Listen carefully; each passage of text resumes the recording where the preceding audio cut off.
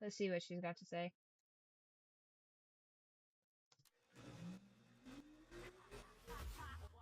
At least some of these sets are the same. I was worried that like every second interview is going to be a completely different set, which I'm like, Michelle Obama, welcome to Call Her Daddy. Hey, Alex, look at here. They call her hey, daddy. how's the audio on your end? You know. Cool set, too. Thank you. Yeah. It is beyond an honor to be sitting with you today. How are you doing? I'm doing good. I mean, I'm personally good, individually good, feeling whole, but the world feels a little nutty. And so there's, that piece of it seeps in ways. But I'm happy to be here. And when was this from? This was 3 months ago. Talk to me about your outfit. How did you pick it? My outfit, this is a Meredith Coupe original. And as we were thinking about promotions for the tour, there is a picture that a lot of people have been showing of me at Princeton. And Meredith Coupe had the idea of updating. This is the updated version. It's on one of the first pages. I remember when I looked at it. One of the first ones. And when she brought it to me, I was like, you are so, look at this. I mean, it's a redo. It's the next version. Oh, that's so good. My campus look 2.0 Meredith. or 5.0. Yeah. So we were like, That's crazy. To do with Alex. I love it. So the throwback wardrobe from a designer that's weird. You are also a skier. I feel like a lot of celebrity fashion, like they're like, oh, it's so avant-garde. And I'm like, this is literally just like expensive thrifted fashion. This is crazy. Like, I mean, I don't know. Maybe I'd have to see like the 360 of it, but it doesn't look like all that crazy of an ensemble to me. I'm kind of putting up my ski boots. You're done. I just feel like I am just one fall away. Because skiing is dangerous, like straight up. Crazy skier. Like I can't ski. I'm pretty sure that's what got Eddie Murphy's brother. Black diamond. I go black. I don't go double black. I like blacks and blues. Are we doing moguls? No. Hold up, Max, weren't you just telling me the blacks don't ski?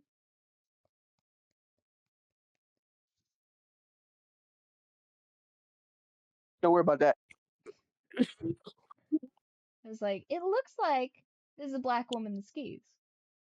I feel very misled. No, not yet. But when I ski, I'm still the former first lady of security, so I have sort of a ski. As you should be. So there. Wait, I'm trying to picture myself. You can't tell, right? No, because the agents they're bleeding in. Some are snowboarders and some are, but they're usually in the front and the back, right? So that no errant person just clobbers me. So I don't really know what goes on behind me when I'm skiing. Yeah, but I don't think Secret Service protect you against like trees. I ski with an instructor, ski in Aspen. Vance is my ski husband. I miss him dearly. I've skied with Vance for 10 years. I hope he hears this. I love him. I haven't skied in 2 years, but we made it. Hold up, did you mean like JD Vance? I just want to soft launch a JD Vance Michelle Obama ticket, because that would be crazy. Like, absolutely insane. Trip. Every President's Day for the last 10 years, a bunch of mothers and daughters, we all raised our kids together, and we take a long weekend, go to Aspen and ski. So yeah, but I'm just worried that like I usually have one fall. You don't need an injury. You don't need to be in a boot, and then I can't do anything else. Mm-hmm. We need you to do it.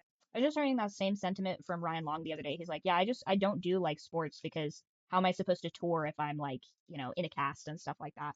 Like, you really have to take into account your hobbies when you get to a certain like workload of stuff. Yeah. Anyway, so that we need you. Yes. Okay, well, good to know. I was just wondering, like, hobbies. I'm a skier. I'm the similar way though. Like, as I continue to get older, I'm like, I don't want to be hurt from this. Yeah, get up from there. Okay, well, good to know. I just was interested in hobbies. I know you knit. I knit. I haven't been knitting lately because I've been reading a lot and reading in prep for our podcast. Yeah, you can't do those two things at the same time. I still like books, so I don't do audio. And if you're holding a book, you can't knit. So Mhm. I'm like really reading right now, so I haven't knitted as much, but it's still there. It's in me. I have been trying to read more as well. I think just especially with the uptick in social media and the usage and everything, I just feel so uninspired. And so reading has allowed me to tap back into parts of myself that I do miss when I was in education, right? And when you're in school, you're like taking it for granted, but then when you leave, you're like, wow, what a privilege it was. Okay. So when I was preparing for this interview, I realized that there were kind of two ways I could go about it. Option one would be more OG Call Her Daddy days. Gross. Talk some relationships. I do not want to hear about how Obama wants to get reports on. Like, you said what? You're like, it's her show. I don't know. We just talking right. So, relationships and sex, which again, you're right, it would go viral. And poor Brock would be like, why? Literally everything I've done, why? But then there's the other side of this show, which is option two, which is hard but important conversations that are relevant to young women and girls all around the world. And so as juicy as option one would be, or not, actually, I could have been like, nah, that's bad. I'm like, oh, right, fair. I just thought about it, like, you sitting here today as one of the most influential and powerful women in the world, it would be too great of an opportunity not to have you impart your wisdom on the next generation who is watching and listening today. So we're going with option two. So unless you want to go option one, just like, no, I think with that setup, you're right. Yeah, let's go with option two. And to anyone watching, you can all take a deep breath. This is not going to be about politics today. This is going to be about women, which I love talking about here on Call Her Daddy. So, Michelle, That she does. I'm ready, Allie. Okay, so you recently released your book, The Look. Congratulations. Thank you It's The what? so much. beautiful. And on the surface, it presents like a fashion book, right? But it's so much more than that. It is about your values, uplifting women, building confidence. And we're going to get into all of it today. But first, I kind of want to set the scene of how we even got here. You've talked a lot about how we live in a world where a woman's appearance and our bodies are overly scrutinized and objectified. I'm going to quote you. You said, "It is the habit of the culture of the world to put women in their place by attacking their physical being." Even after you went to Princeton and Harvard Law School, you were in the White House doing things like combating child obesity and advocating for girls' education. The haters still chose to focus on your arms and your hair. What was that experience like for you, and how did you navigate it day to day and not let it distract you? Yeah. I think it became sort of the shock of the reality of that. I felt in the first year of campaigning.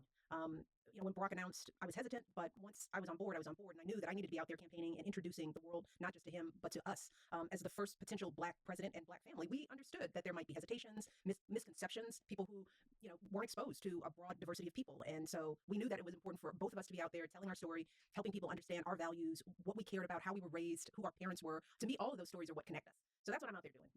I'm in Iowa. It starts out that I'm in people's backyards and in church basements. I mean, it starts out small because who are the Obamas? I mean, who are used to, right? So it wasn't like people were climbing the walls. I mean, Hillary Clinton was the favorite in Iowa.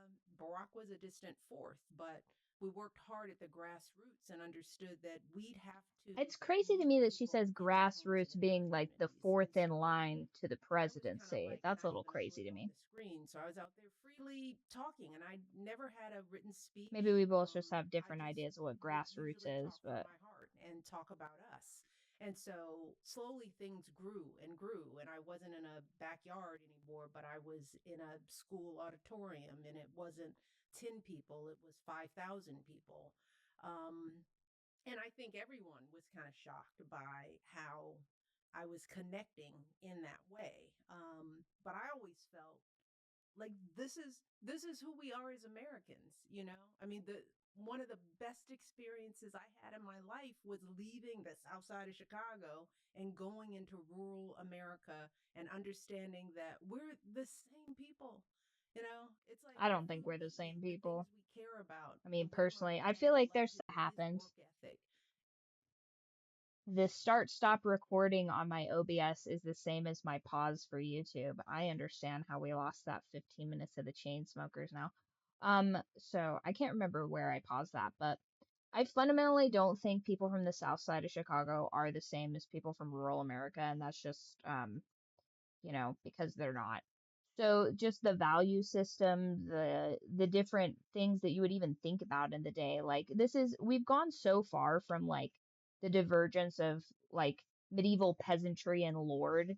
Like it's no longer the, you know, the bourgeoisie and the elites, um, and the peasants. There's too great a divide between the different spheres of the United States to be like, oh, somebody from rural New York is exactly the same as somebody from Los Angeles. Like it's just they're miles apart. They may as well be different species of people because if we had this much behavioral diversity as animals as we do just regionally in the United States, they'd be completely different. I mean, moths share less diversity than the greater parts of the American public. And that's not to say that we can't find common ground, but to say that they're like wholly the same is insane. People would do that. They just shake their heads and nod. And I also what don't might think have people been, I'm from not the city sure are how all that you friendly. feel, I don't but I know. know you, Maybe it right? might be And that different in was the the groups of people experience that I she's was having. specifically meeting in But the as different my contexts that she's meeting popularity them in. But rose, I was being covered I more know for a fact closely, my New right? York friends And are so not the that press friendly. centers, the They're friendlier CNN, now, but they're now reports, their right? immediate And disposition is not first, that of being after all this welcoming. great conversation and connection, the the top of the article would be she was wearing, not my education, not my, not my professional career, but it started with appearance, and it got worse. I'm pretty sure they judged Melania on that as well. Like, hasn't she had a couple of fashion blunders here in the recent past? Something about like a jacket or something. I vaguely remember something about her being like on the tarmac wearing some sort of I want to say like a duster jacket or something like that with some sort of a message on it that people found distasteful.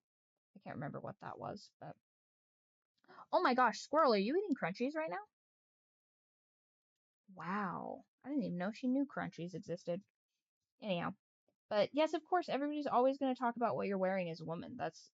I mean, you're being judged in a room based off of your appearance. I feel like this is like pretty well known. Is this not? Like, is this new information for people? Am I just so far removed that I don't get this like social thing? Because it seems to me that like men are judged predominantly in the group based off of their social status or their work ethic or their achievements or whatever. But women by and large are judged from more of a social sphere as opposed to what they specifically can bring to the table. It's about like how they show up in the world, not necessarily what they can do for others. Because I feel like everybody, for the most part, just sort of assumes that women do like, more so like charitable acts, like, maybe low tier socialism, like, potluck dinners and stuff like that, like stuff to that effect. But I mean, realistically, like, what does everybody expect, like, that the first lady's job is? Like, truly, like, if you think of like the first lady of the United States, regardless of who we're thinking of, you know, when you're asked that question, what do you think actually that the job of the first lady even is? Because like as far as I'm concerned, I'm pretty sure that her job is to like host like donors and like parties and for the most part just kind of like schmooze people with her feminine charm. Like, am I off base there? First, as we got better. So I understood it as campaign tactics, right? Mhm. I could separate it out and go, well, this is politics, right? It's like, what better way to beat a moving engine is to try and slow it down. And so with women, what do we do with women? We start sort of talking about their strength and so then I was angry, not passionate. I was a misogynist. I wasn't joking about my husband and humanizing him, right? I wasn't athletic. I was scarily muscular, right? So it was a rolling thing, and I attributed it totally to politics, and I didn't write it off to what people really thought because I had months and months of understanding that the people in those auditoriums and in those school buildings and at those speeches, they understood who I was. Did that make sense? It does make sense, and I think that's a great way to look at it, right? Mhm. Because you're able to compartmentalize essentially that this is the name of the game, this is how it goes, but it still doesn't mean that it's sexist, right? It's they're attacking you for your looks, and they're not doing that to a man. Well, I mean, that's They sort weren't of doing the that to life my of a husband, politician's right? wife too. They weren't Like that's a trying bit of to an be occupational hazard. If physical, you didn't want to be and he was out like there more than I was. I seem to recall um there was some I want to say her job was basically oh, is it the press secretary? I'm not like real super square on politics because truly the bureaucracy involved kind of bores me. But it was this like sort of hen shaped woman is I think probably like the most physical term I could describe without being like, too specific with it. And I want to say she was in Trump's first cabinet. And I mean, people talked about that woman's appearance all the time. So I think just generally people are, I don't know, I think people are probably for sure meaner to women in politics. Just as a general sense, I feel like they probably discuss their appearance. Now, I will say this, bald dudes with like a bit of a stomach going on, they catch strays all day long. But for the most part, I don't think people like I think if we had like a politician that had like just some regular degular dude, but he has like buck teeth or something like that. I think the likelihood someone's going to go after him about something like that would be far less than if like a portly woman or like perhaps an even irregularly shaped woman has an opinion people disagree with. I feel like people are more like to attack a woman's physical appearance because I think that the general sentiment of that is that it's going to upset them far more than it would a man. Because, like, I mean, I'm not saying that like men are impervious to like schoolyard jeers and stuff like that, but I just don't think they care if they have power and money like to the same degree that a woman would because you've kind of got like a bit of a chip on your shoulder and you're trying to like prove yourself to everybody. So if somebody's attacking your appearance, you're like, "No, I want them to attack me based off of like the credibility of my work and stuff like that." And it's just, I mean, it's just kind of like low hanging fruit a little bit to be like, oh, you know, like, isn't there a politician right now that's catching all kind of heat because her husband is into like like bimbofication or something like that? Isn't that like a big thing right now? And people have commented on her appearance surely about that, but I want to say that that's in regards to his specific proclivities. But I feel like that would have probably been the case if it hadn't. Like, for example, I feel like I brought this up before. At one of my old jobs, this girl was like, "Oh, you're just making all the money because you're a pretty white girl," and it's like, the basis of that thing was crazy because I had made the least amount of money that entire shift. But her own insecurities were based off of the fact that she perceived me to be more attractive than her. Now, I'm not going to say whether or not I agreed with her because that's not the point. But the point is that that was an insecurity she had. That's something she voiced. And that was her immediate first argument because it was her own insecurity. And she thought it would hurt my feelings, which it didn't.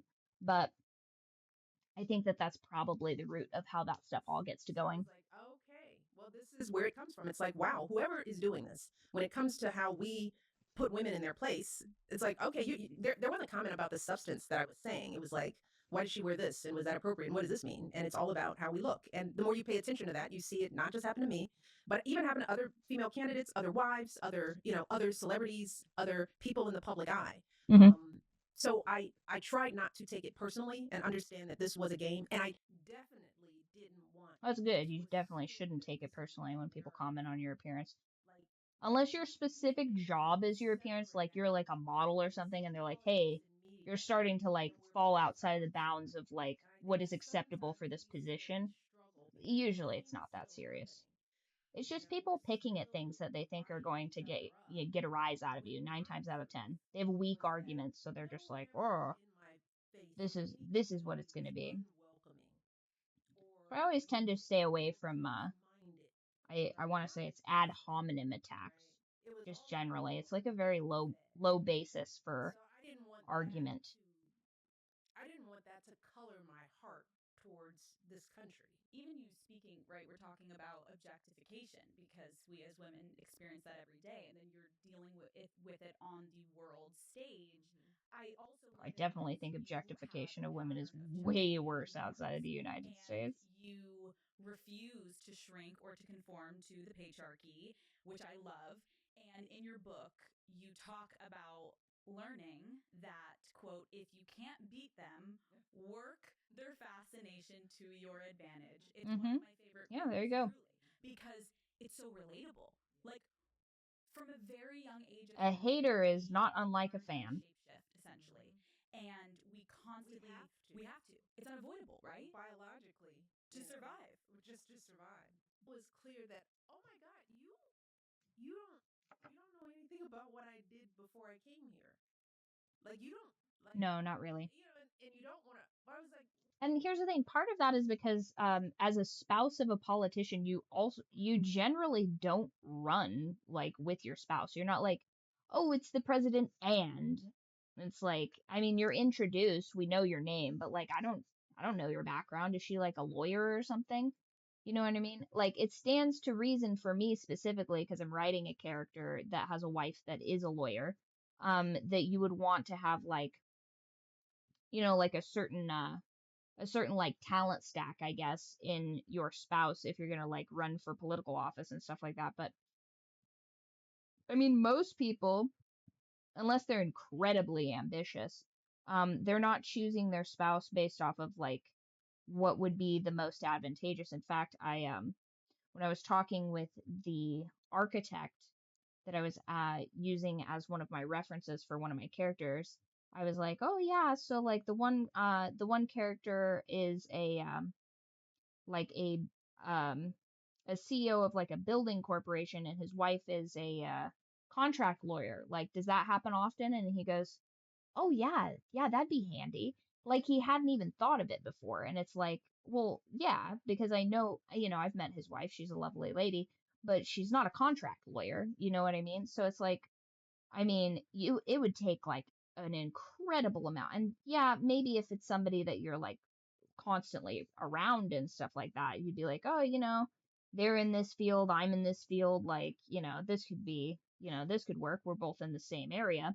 But for the most part, that's not how people are choosing their spouses. So it would be odd to me if, for example, the president was like choosing a wife. Now, I'm not saying there aren't presidents that do that. I very much believe that Hillary Clinton and Bill Clinton are in a political alliance rather than a marriage, because it doesn't very much seem to me like it is, in fact, a marriage. Seems to me that they both had goals and machinations, and they're both getting what they bargained for. But that's neither here nor there.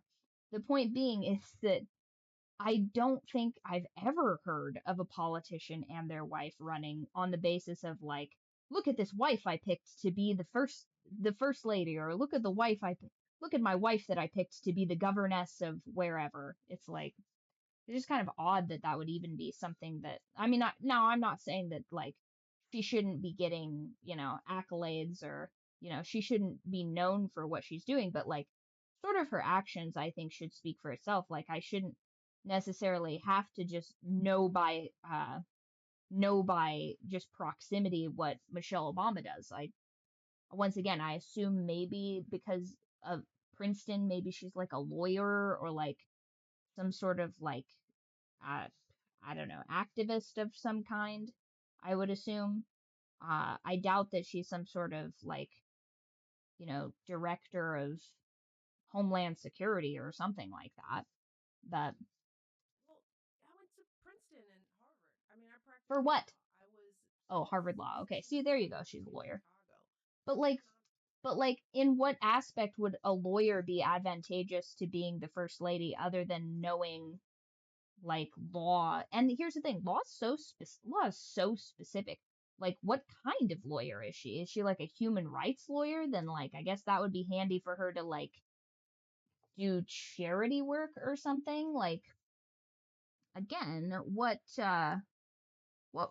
really is her job as the first lady, other than not causing like, diplomatic nightmare and scandal?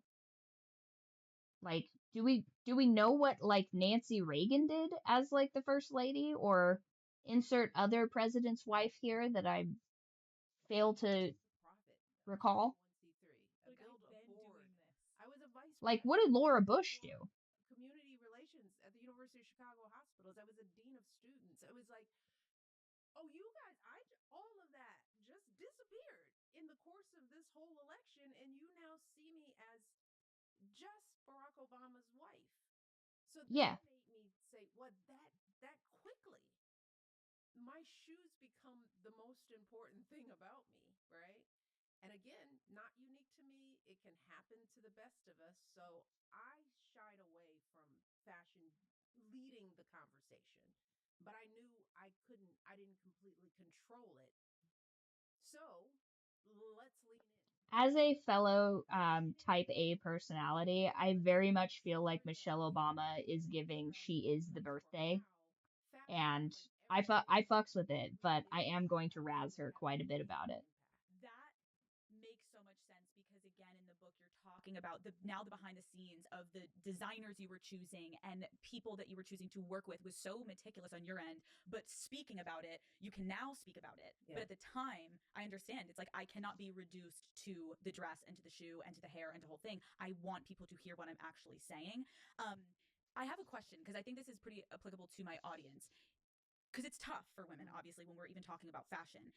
A perfect example, a young woman is going for a job interview and she gets the lowdown, oh, this boss is a full misogynistic pig. So she wears the dress instead of the pants because she is so acutely aware, and maybe it's subconscious, that if she leans into her conventionally feminine aura, then she probably will have a better chance at getting the job. Hmm. But is that okay? Or are we abandoning ourselves and are we compromising ourselves? Like what do we do? Look, life is full of compromises, just period, right? I mean, some of what I always say is that you've got to pick and choose your battles. We all do. And the personal question becomes, where are you in life, right?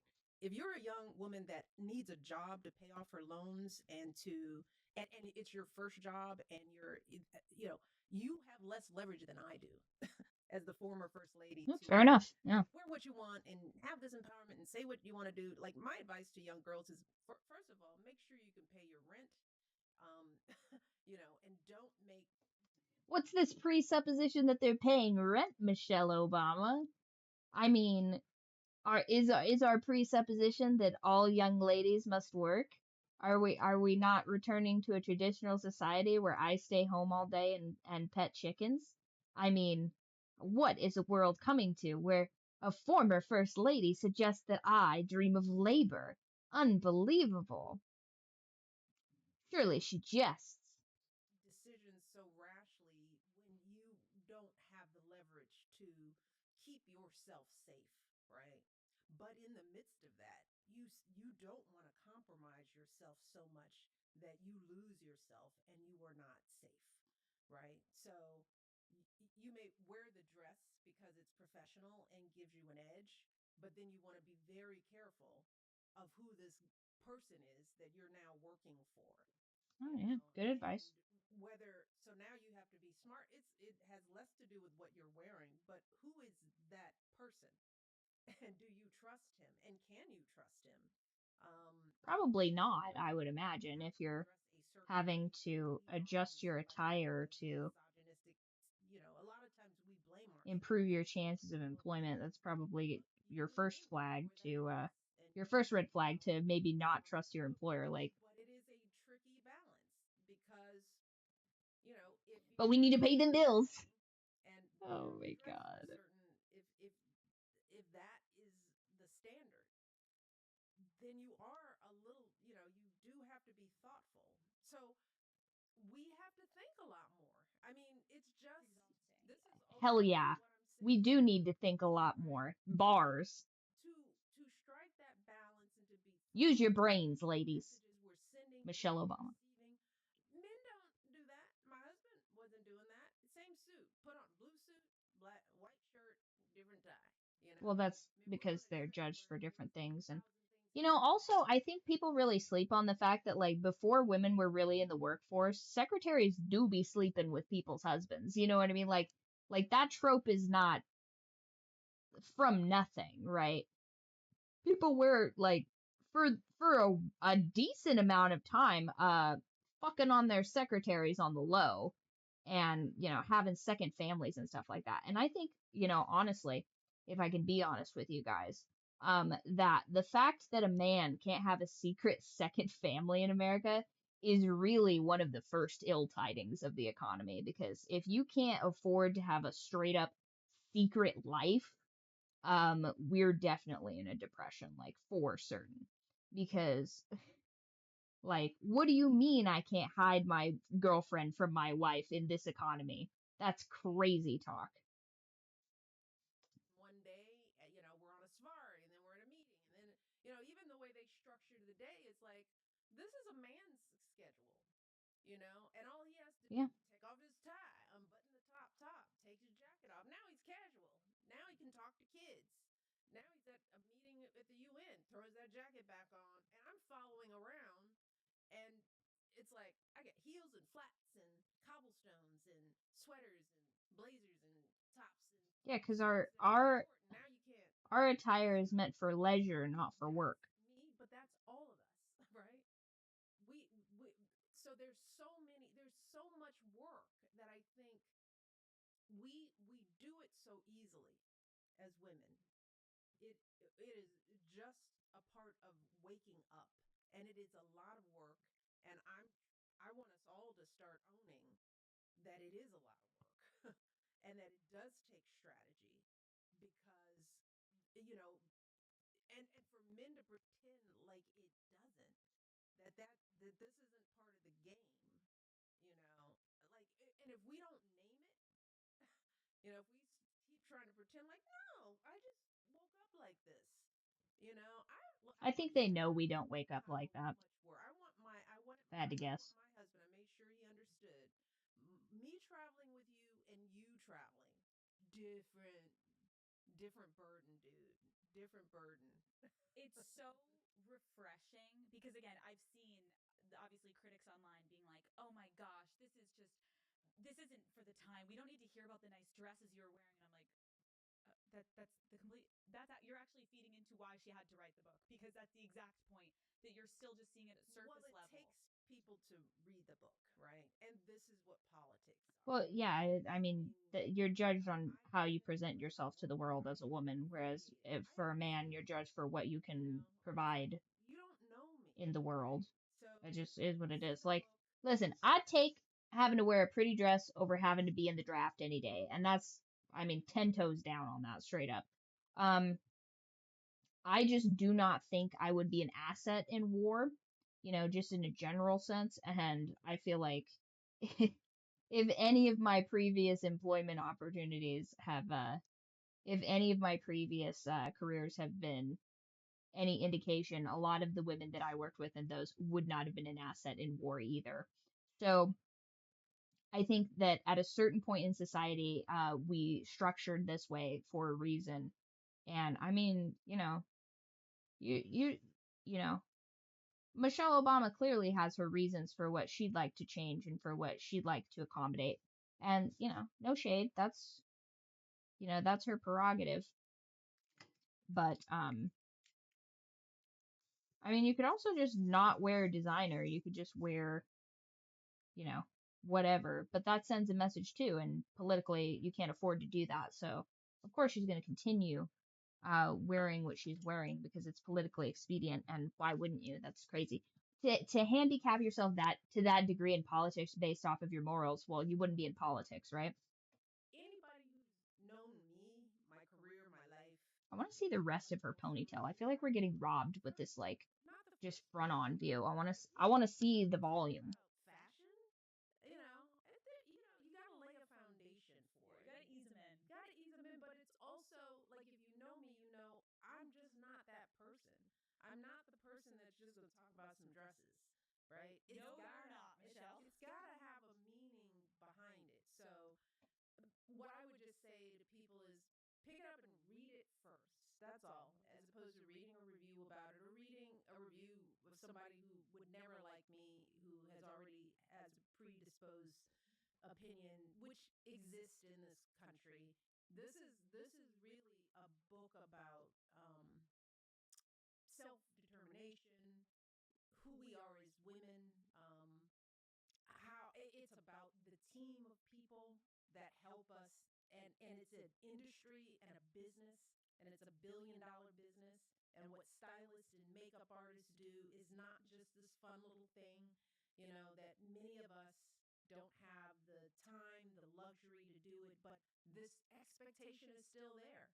So if we don't have to talk about fashion, then let's make it irrelevant. Then why are there dress codes? And why are people commenting about people's hair? Well, there are dress codes for a standard. That's why they do it. It's And honestly, here's the thing. A dress code really simplifies a lot of things for you. Like having to like add your own little flair to stuff. I mean, kind of exhausting. Like that like recently with the Starbucks, they were doing like a Starbucks is always boycotting, but like the most recent one they were complaining about was that they'd changed the uniform policy. So basically, and from what I understand, it boiled down to Starbucks, like a lot of food conglomerates or whatever. They were like, listen, you can't just wear whatever you want here. We have an employee standard, we have an employee uniform. Like you have to look like you're employed here to work here for obvious reasons. And instead, they had a shop for all the different merch and stuff like Starbucks hoodies, Starbucks shirts, Starbucks aprons or whatever that fell within like the different employment standards of Starbucks. And then they changed their policy, right? To be like, oh no, you can't all that merch essentially that you guys just purchased from the Starbucks shop because we told you you could wear that at work. Yeah, we're going back on that. And actually, you can't wear that to work.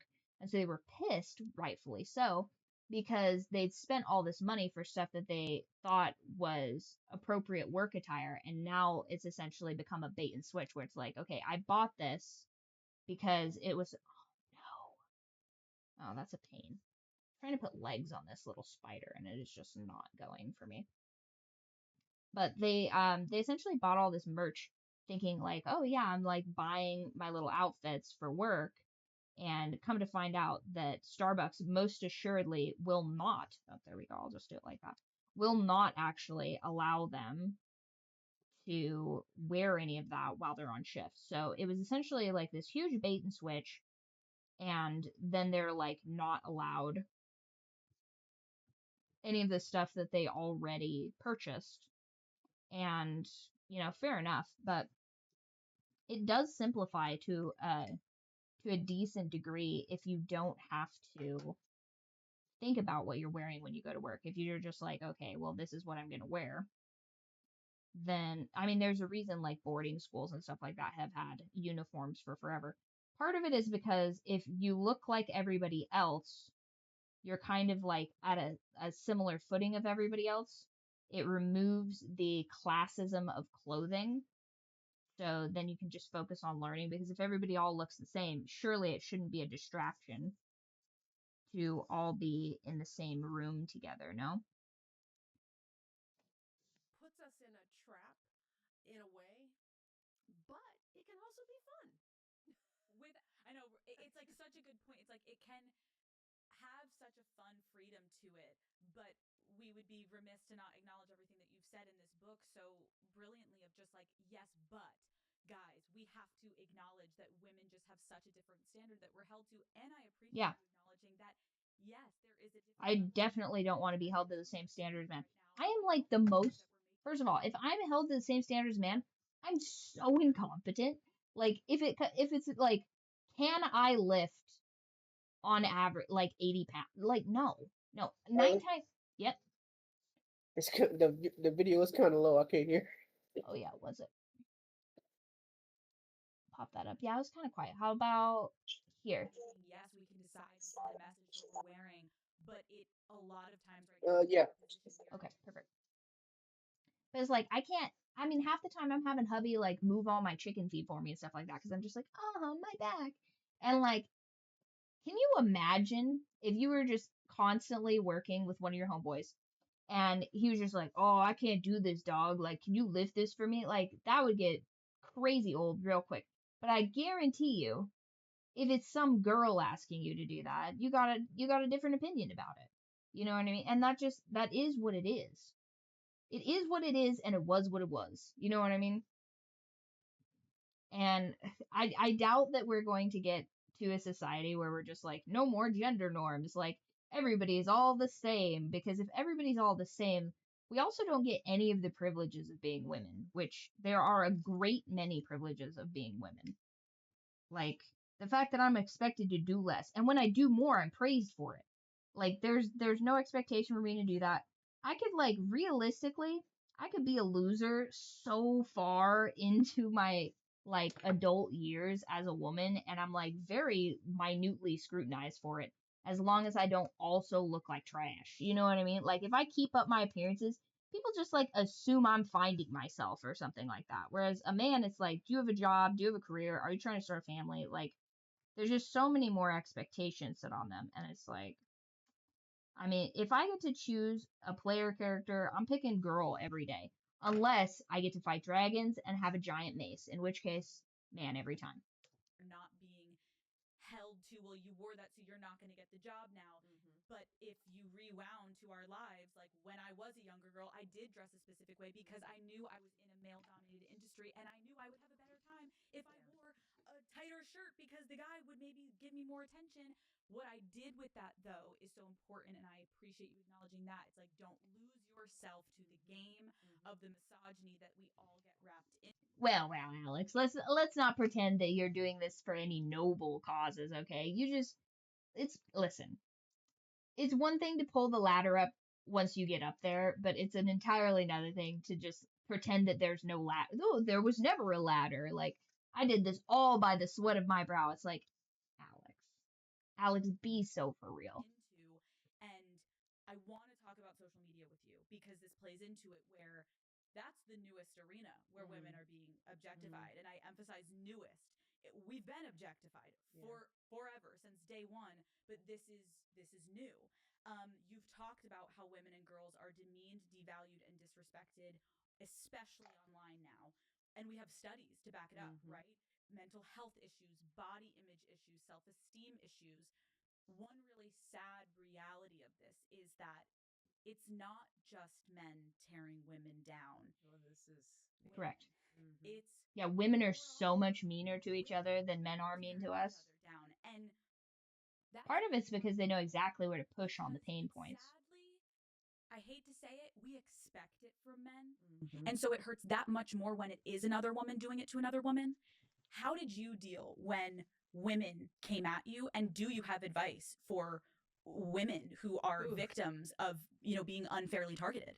I mean, it's surprisingly, yeah, it would hurt more coming from a woman because it's like, wow, you know what we're going through. But here's what helps me, and it doesn't, it takes time, maturity to kind of come to peace with this. But in order to keep myself sane in the midst of this on all levels, I just try to wonder what's going on in the mind of the person who can go there, right? And when I think about women attacking women, it is always rooted in the insecurity and lack of self-esteem that is rampant in our culture. Like we're set up to feel badly about ourselves, right? And then to turn against ourselves and then to turn on each other. It's a dog eat dog world out there. So I try to humanize my victimizer and say, something happened to you. Something is, something is tearing away, and it doesn't have to do with me, right? I might have been the closest, easiest target for you at the time, but let me, so that I can stay sane and wake up and show up well with people, because as first lady, that's ultimately my job. I mean, I couldn't let something break me to the point where I got so cynical and Mm-hmm. despondent about the whole of this country. Like to me, With therapy and, we have She does look psychologists great for her who age. know through, I mean, I think the term mean girl for the millennial and Gen Z generation, it has been so present in their vernacular. It is at the forefront of the way that they speak and they look at each other. She's a mean girl. She's a mean girl. She's not a mean girl. I guess my question though to you would be, if we know this, if these people are in pain, then how do we solve this issue? Like, how can the You women who can't. are bullying and abusing People are their peers fundamentally flawed direct creatures. that anger and that insecurity not onto other women, but to where? yeah. One of the reasons why I focus so much of my energy in the White House and in my post White House years on just working on issues of women and girls and their empowerment and self esteem. We're not focused on that strategically or politically when we haven't had conversations in a long time just about education and the education system, or what kind of after school opportunities are there for kids. I mean, you know, we have a That's true. The society death where of the we're third talking place is about not good a lot for these days about how Americans. we are nurturing and protecting our kids. So I mean, libraries, that's still pretty good. on There's some individuals, decent right? libraries, So but what do like I do with my past kids? that, I'm like, trying to I don't know. make sure that they Like, when feel was the last safe time you heard of a in new our coffee household, shop? because they, and I'm trying to sign them up for activities that make them feel strong and to build confidence. And, I'm doing that for myself and I'm staying healthy. And, but how do you deal with the problem systemically? Yeah, that's where government and taxpayers and people caring about one another and caring about our kids, it happens because we give wonderful places for kids, girls to land. Yeah. I think young girls need to be in groups, Girl Scout groups and opportunities. They need to be able to play sports, and they need to be able to they need to Sports have is probably access a to decent things that outlet. get them out of their loneliness and off of their phone, and get their brains and bodies working, right? So I think it's just such a big, I know we could be here for right, right. weeks and days talking about this because you're right. It is such a systemic issue. I couldn't help but think too when you're talking about bring women together, and I know how you talk a lot about your kitchen table girlfriends and how integral they've been to your life, and I think every woman can feel that when you have your girlfriends, like you say, love rock, but they're your sanity. Yeah. Those girls, we get each other. The flip side, though, is still living in this patriarchal society. It breeds competition between women because there is not enough room for all of us. So there's 90 people in the room, Well, and well, there would be room for all of the women. We would just have to go to a hy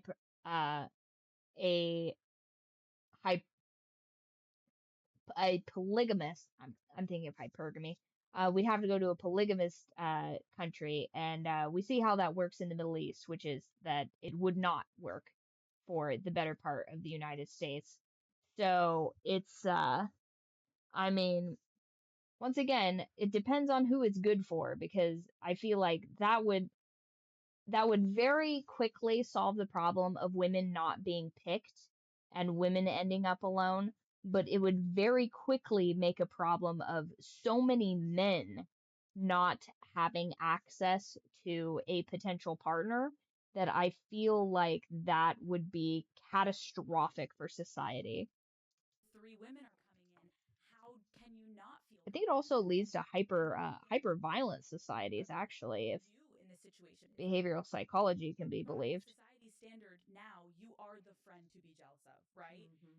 How have you worked through the competitive dynamics with girlfriends and tried to keep it not competitive? Well, some of it is like Whew. you pick and choose, right? So, in the light, when I talked about the kitchen table, it's like you've got to be really smart and selective about who you let in, who you let stay in, and who you let out.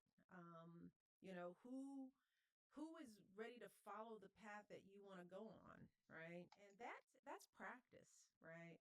uh, One of the things that I say to my girls and to young girls is like, don't be afraid to make friends. You know, be open, stay open. And I always wanted my girls, no matter what they were going through, it's like try on new people and let them in, because you're strong enough to deal with somebody who might disappoint you, because sometimes people disappoint you, and if they disappoint you in a way that's dangerous, let them out quickly. You know, slow ghosts, get a move on, trust you, and the more you practice it, the more Did she say slow ghost or go ghost? recognize it quicker. You know, and it's so for me, I think I choose well, first of all. um and so it starts there, and again, that takes practice. You Choosing learn that well over time. is You learn yourself. underrated. She should have led with Once that. my friends are in, Hello, I'm Michelle Obama and we're I all choose well. together. I'd be like, You hell know, yeah. I mean, it's just, Hell yeah. it's not, That's a it's queen. never just my journey. It's like, you're coming, you know, let's do this. You know, I had to do that really proactively as First Lady because we lived in this Rents. bubble. And if I Mommy wasn't makes you a spider. proactive about maintaining my relationships with my friends, everybody could have easily slipped away. You didn't have my phone number. You can't walk up to my door and say, Mm-hmm. girl, what you up to? It's like, nope, you got to go through 8 rounds of security, you know, hand in your social security card. You got to, you know, As you you got should, to yes. To do. audit, you know. It's like, hey, You're a high maintenance friend, you Michelle. know, I would understand. It's like, you know what? I give up. So, Right. you know, It's a good point. so that's why Yeah. I said, even making friends as First Lady, I didn't like write that off. I was like, I'm going to have to really extend myself for a new mother to be like, okay, Sasha's coming over for a sleepover. We're going to need to know your social security number.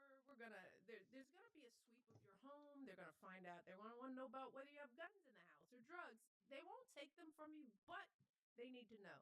There will be men standing out. So what time do you want her to come by? I mean, I don't know anymore. So you know, that kind of helps you. It's like, okay, you ready? You ready? You ready? Let's go. So I just, for me, I just I take my friends with me as much as possible. So you're coming with me. We're doing boot camps, once a quarter. We're going on trips. We're planning the mother-daughter ski trip. And a lot of times I would take the lead because you can't schedule me. well, No. So realizing those limitations, and I think what a type A dream, by the way. Actually, I'm gonna need to be in charge of everything because my husband's a very important man, and also I can't just drop everything, so I'm gonna need to just check that date book. on my journey. Hell yeah. We're all gonna enjoy this together. It's not me and you. I found that that's the way I've kept this sort of, am I the friend to be jealous of? It's like, we're all going up this mountain together. I mean, I think that my audience needs to hear that because I think it's very present right now in a lot of people's lives. We've got a lot of, you know, 18 to 30, 40-year olds listening, and it's like, you're leaving maybe college. Did you get the job? Who's moving? Who's got the boyfriend? Who's got the thing? And there's so much clouded competition competition because you think, well, oh God, she got married first and I haven't yet, or she had the kid and I didn't yet. Well, because this is what we're doing is we're checking boxes, right? And social media kind of, it exacerbates that because now you know what everybody is doing, and everybody's only posting the good things that they're doing. The thing that I want the listeners to know, young women, is that the value of cultivating friendships is important. It's as important. It's as important as the degree that you got in college. More It's so, as I think. important as the job title and the salary, or the dude you're trying to, you know, Pretty catch much if you can for make friends, like, it the really little doesn't link matter link your link social babe on status. your wedding dress. Like that, all that stuff comes and goes. Ooh. I don't even Ah. remember. I remember my wedding. I have the pictures. It was a wonderful day, but my friendships, those relationships are important. And I just want, in the advent of technology and social media, it's almost like we're telling people you're okay by yourself. All you need is your phone, some apps, and success. And what I'm saying is, no, you need friends. And you have to work on that. That means you have to be a good friend. That means you have to put down your stuff and prioritize your friendships if you want to have them. Let's talk about that. Yeah. Because there's so much pressure on women to present as perfect, right? Mm-hmm. And then get validated for it. Yeah. And especially, you just said on social media, but you think back in the day, 2 magazines come out a month. And it doesn't That's mean right. that there's not, scrutinizing and comparing and everyone looking at it, but it's endless now. Yeah. It is 24/7, Every day, all day. The photoshops and airbrush, and we're curating and we're carefully, designing how we want people to think about us. Can you talk a little bit to perfection Mm-hmm. and how so many women and girls feel like Yeah. they need to reach this unattainable goal? Yeah. Oh, I mean, I'm generationally kind of it's the experience that young women, girls are having now. It is foreign to me. I didn't I'm going to be 62. I'm That's older. crazy. I'm like 62? my grandmother, right? That's how I'm counting the days and going, you know what? When She I looks thought my phenomenal grandmother for was old, 62. she was my age, right? Stop, Michelle. No. But with as fast as things have changed, we are in the midst of one of a major industrial revolution.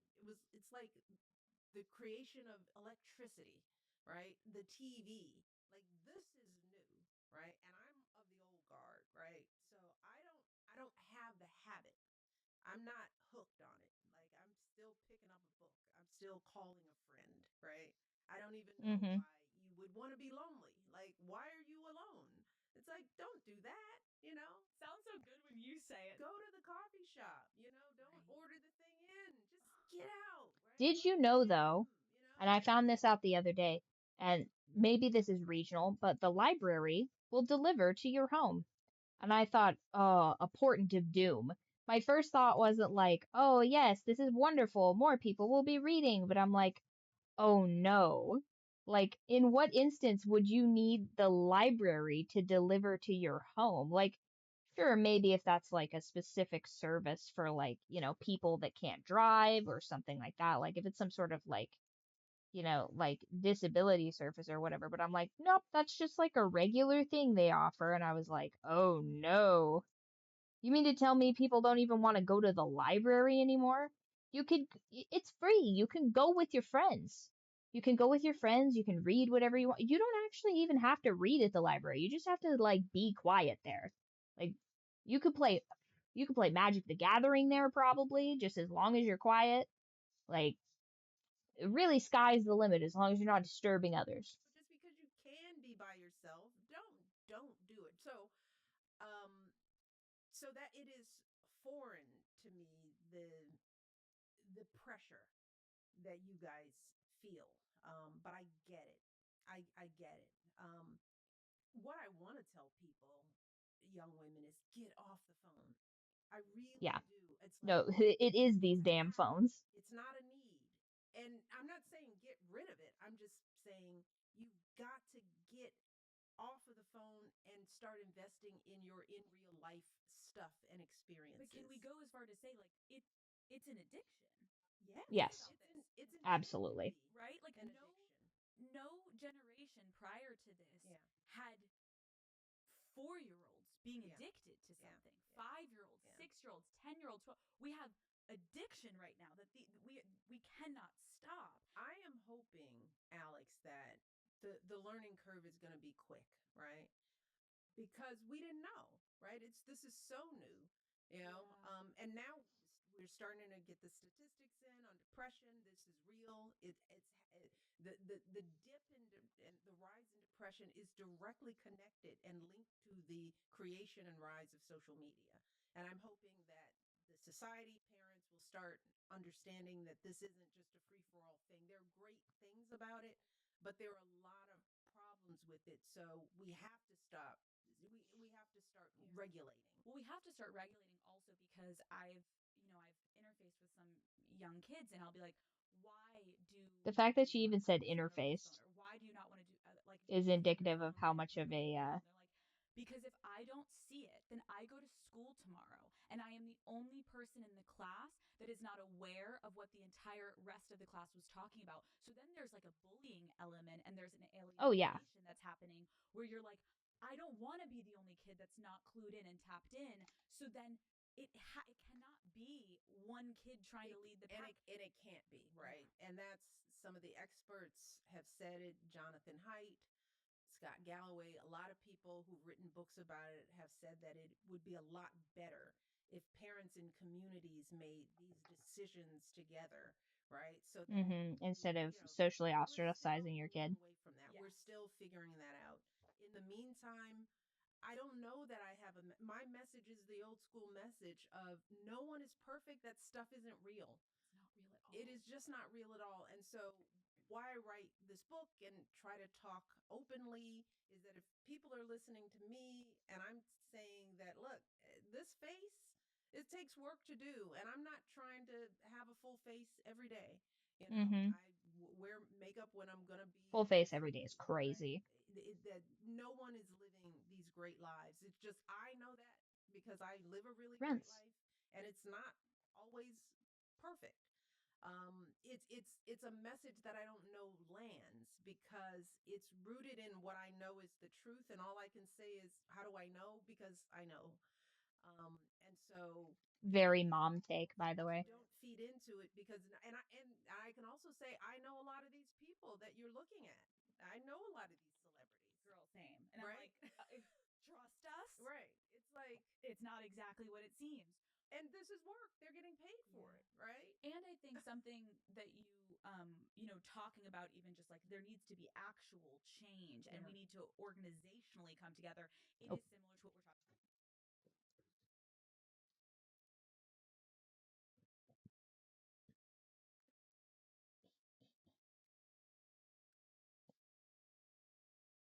Oh, wow. Those are sharp claws. Mr. Kitty, come here.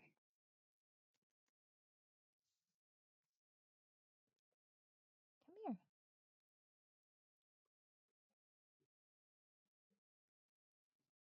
Okay, Mr. Kitty's interested in the spider. I call that a success. With women and change, right? And I think especially with social media, the amplification of aging and the conversation about aging around women, there are billion-dollar brands that are pushing anti-aging, aka saying as a woman gets older, it is a bad thing to age. Right. Meanwhile, it is a privilege to age, but we have been warped to believe, put this cream on or inject this thing. I will say this, though. Previous generations had a hard looking 40. You know what I mean? And as somebody that works in predominantly retail now, um, the amount of people that are shocked at my age is ridiculous. And that just goes to show, like, maybe it's just the fact that this is one of the first couple of generations that's actually, like, had the luxury of skincare. You know what I mean? Like, think about the older generations, and it's kind of like, first of all, like, did the technology even really exist? No. Was the nutrition out there? Probably not. So also like the societal expectation to like smoke and drink was much higher. So I think that the fact that newer generations are aging much better than older generations, obviously you're going to have fluctuations here and there just based off of biases and preferences, but um I don't necessarily see people taking care of themselves as like, oh, this societal burden. It's kind of like a bit of a privilege because if you think about it, like did a Roman legionary have like the luxury to like put cream on their face so that they had less wrinkles? Like probably not. Like historically speaking, I think people were just out here looking like leather bags, like just in a general sense. And maybe not, maybe not at a certain extent because I think nutrition was like pretty good and then like really bad and then pretty good and then like for several generations just like super super bad. So like probably like the era where we were putting like alum and like bread flour, probably not a good era for that. Like the chimney sweep era, the like forced child labor era, probably not a great generation for skincare. But I would say that in the recent generations, the fact that people are like drinking more water and, getting more rest and, all of those things. I mean, imagine for a moment the lifestyle of a medieval peasant with like the best nutrition because it's like all whole food and stuff like that. For the most part, like a good third of their year is leisure because of like feasting holidays and just general like weather delays and stuff like. And yeah, you have the odd famine, but you have the odd famine. Um and then think for a moment if that peasant was gifted a cream that would soften the folds of their face. I mean, that would be akin to witchcraft back then, no? Into your face, and then you will be deemed more worthy to society in your book, Whoa, what a burden. right? And embracing new seasons of life rather than freaking out over, a great. Now, I will say this though. I will say that it is a bit of a burden. The era of like Botox and lip fillers, that was a struggle. Um, Being at the strip club with girls that have just like the craziest pout lips that you've ever seen, just bruised lips, being like, this is the peak ideal. That I will say this, that was my own personal struggle having to, that was Mein Kampf, you might say, of me having to deal with all these hoes, insisting upon lip fillers that I bet you right now, at this moment, they've dissolved. But having to sit in many a booth listening to how that was the peak of the beauty ideal. Now that was a burden. That was a struggle. Gray hair or a wrinkle. But how do we as a society fight this demonization of aging women?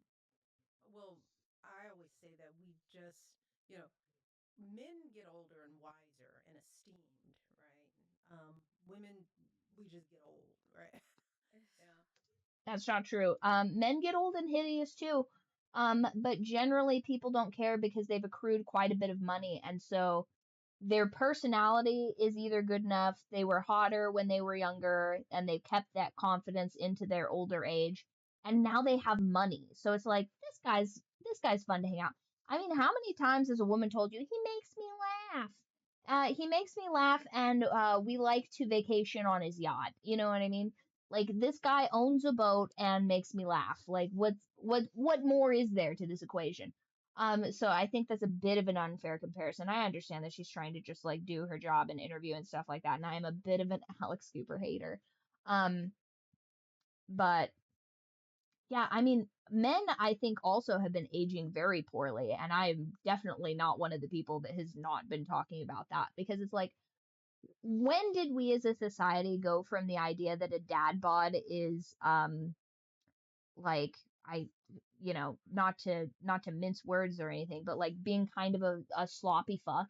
Like when did that become synonymous? Because it's like if you think about it, the dad bod that I think I would like to harken back to is more of a like, oh, my dad can beat up your dad. Like, I mean, he's not necessarily like shredded like he was in his youth, but like you could tell he was a hot dad. You know what I mean? Like you could tell that he like worked out or like, helped the family in like a construction business or something like that. And like he tosses a couple of beers back and stuff like that. But like for the most part, you can tell that he's like strong. You know what I mean? Like just like that sort of vibe, you know what I mean?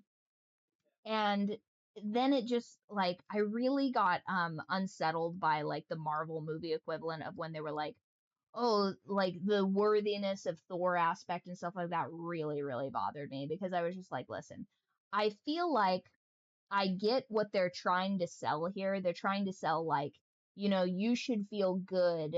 Like your inherent worth isn't tied to your outward beauty. And that's a great message, I think. But what the reality of that was is a bunch of my kind of man-hating coworkers, if I can be honest with you guys, if I can be honest, being like, I love my fat husband. And I'm like, I really don't think that's the vibe that like men would necessarily want to cultivate. And I think that if the more you go towards that, I'm not saying everybody has to be jacked to the gills like Hugh Jackman, although I do think he has a secret motivation for why he does that specifically. Um, but like, I feel like just generally the level of fitness between men and women should be relatively congruent as they age. Like, you should, like, to a degree, just kind of give a shit about how you look. And as you age, your vanity should wane to a degree. Like, can we just be realistic for just a moment instead of being like, everybody needs to look exactly like they were 25 well into their 80s. That's crazy and ridiculous. But like also we shouldn't be just like melting into a pile of sludge by the time we turn 40 as well. Like I feel like that's probably like a good baseline for like aging well. Um, but the truth is that, like, my 60s, Like if you can look like Michelle Obama in her 60s, it's the I think that's probably a good baseline. Like look at her wrists. ladies, girls, like, You know what I mean? gets better and better and I better. learned that trick by the way from a blind guy. You can tell someone's overall fitness just based off of Your like skinny waist and this your big 6-inch patch of no money anatomy right to there. do with it. I mean, Pro tip. man, it's hard. You're confused all your 20s and 30s, and I'm just telling people, you're right. Yes, it's confusing, and it feels painful, but it gets better. And so for me, I'm also, what we don't do is celebrate the wisdom of older women, right? I mean, When was the last time you met a wise older woman? You know what I mean? And I'm not saying that to hate on women specifically. If I'll make another segment on that. Everybody can get it, equal opportunity for the most part. Um, but just because you get older does not mean that you're wiser. There are so many, um, you know, elders in my community that are just like, how did you make it to here? I thought that there was maybe more of like a maybe a Charles Darwinist like kind of system in your time, and every day that theory is just shot into the dirt because how are all of these people getting to nursing home age and it's like it's their first day on earth. It's the craziest thing I've ever seen. And it's like, this is the person you expect me to get advice from? This person that, like, I mean, couldn't pour water out of a boot. This is with the instructions on the heel. It boggles the mind. there's so much that older women know for sure. Like, it's like, we were there. I got the answer. I can really, like, I know. I did it, right? I'm not saying I know because I'm smarter. I just tried all that. I failed. That doesn't, you can literally go, that's not going to work for you. Doesn't mean you're not going to try it, but when it doesn't, like, I can tell you, don't feel badly that you failed, because it wasn't ever going to work, and there was only one way to learn that, is that you did it, and it's okay that you did. Like there's so much we have to offer, but what do? We instead of podcasts and blogs and social media being run by really wise women who actually have facts, right? It's a bunch of kids who are like, you don't know. I know you don't know. I mean, like, I love a parenting blog for sure. When it comes to the best bottle and the new contraptions, because that stuff is better. Yes. Like, I'm like, wow, I wish I had that stroller that you can just pop and close. Mm-hmm. Like, who do I want to listen to on like childhood behavioral stuff? Not the older generations, I can tell you that right now. A parent, not just woman. I want to see what your adult children look like. Mm-hmm. I just want to meet facts before I figure out whether Yeah. I'm going to follow your theory. A lot of people fucked up their kids, and we're having to deal with the ramifications of that. And so I think A lot of people really phoned it in. connection of young mothers or young parents struggling, that's a cool thing. But guess who has some real wisdom around? Like, I tried this and it failed. Like, this really, but where are those bloggers? Where are those conversations happening? And where are young women just coming to ask? To say, well, let me, sit down with my moms and my aunts. It's such a good point, Michelle. I think that's specifically why they're not doing it, is that they've And seen how the outcomes of these people's actions have gone, and they are actively trying to avoid that. And I feel like the generations have a huge divide on that, because the "we did the best we could" generation is not who you go to for advice at all. So you can't for several generations go "we did the best we could" and then be like, why doesn't anybody ask me parenting advice? And it's like, well, you've made a point to tell everybody you didn't know what the fuck you were doing, so why would we ask you? And nobody wants to go to someone for advice and be like, hey, tell me all the things you fucked up so I cannot do those things. Like, nobody's starting a conversation like that, except maybe me. misogyny and how warped our brains are. I see women in the comments. People generally hate that, though. Aren't you too old to be doing that? Aren't you too old to be doing this? And so, but again, it's all projection. It's the fear Mm-hmm. of getting older. It's like, how can the absence or the presence of wrinkles on my forehead dictate the like words that are coming out of my mouth and how much you actually respect them or don't respect them? And so, aging for women, it's this fear when really, again, like you said, for men, it's like we're washed up, they're wise. Mm-hmm. Yeah. It gives them integrity. Yeah. We're irrelevant. And so there's this push and pull that I think at some point you're right, women have to look inward and start to say, why am I not tapping into this older generation who is looking down, being like, the hands out, we got you. And I think those are great conversations I don't think the hands out at all. have with one another, right? Almost all the things I've learned about like motherhood and parenting and like womanly whatever, all within the same generation or younger. Like the older women are like the biggest gatekeepers of this type of knowledge, and it's almost like bitterly. They're like, well, I had to learn my own. So like you're gonna have to learn on your own. I'm like, oh, and I'm sure that there are like pleasant mother-daughter interactions, but like not around here, partner. You know what I mean? Because I think I haven't met an older woman that isn't like you want to know, you're asking? Yes. Sit Yeah. down. Let's talk. I don't want you to fail. I want you to be better than me because now I really am not competing. Different circles, That Michelle. stuff Different that was going circles. on, we learned it didn't help. Mayhaps the crabs in a bucket that Michelle Obama is used to are in a seafood boil and not her family members. And I hope that that is the case for her, because my God, the amount of women that like hope that your life is as shitty as theirs are so abundant. It's sickening, truly.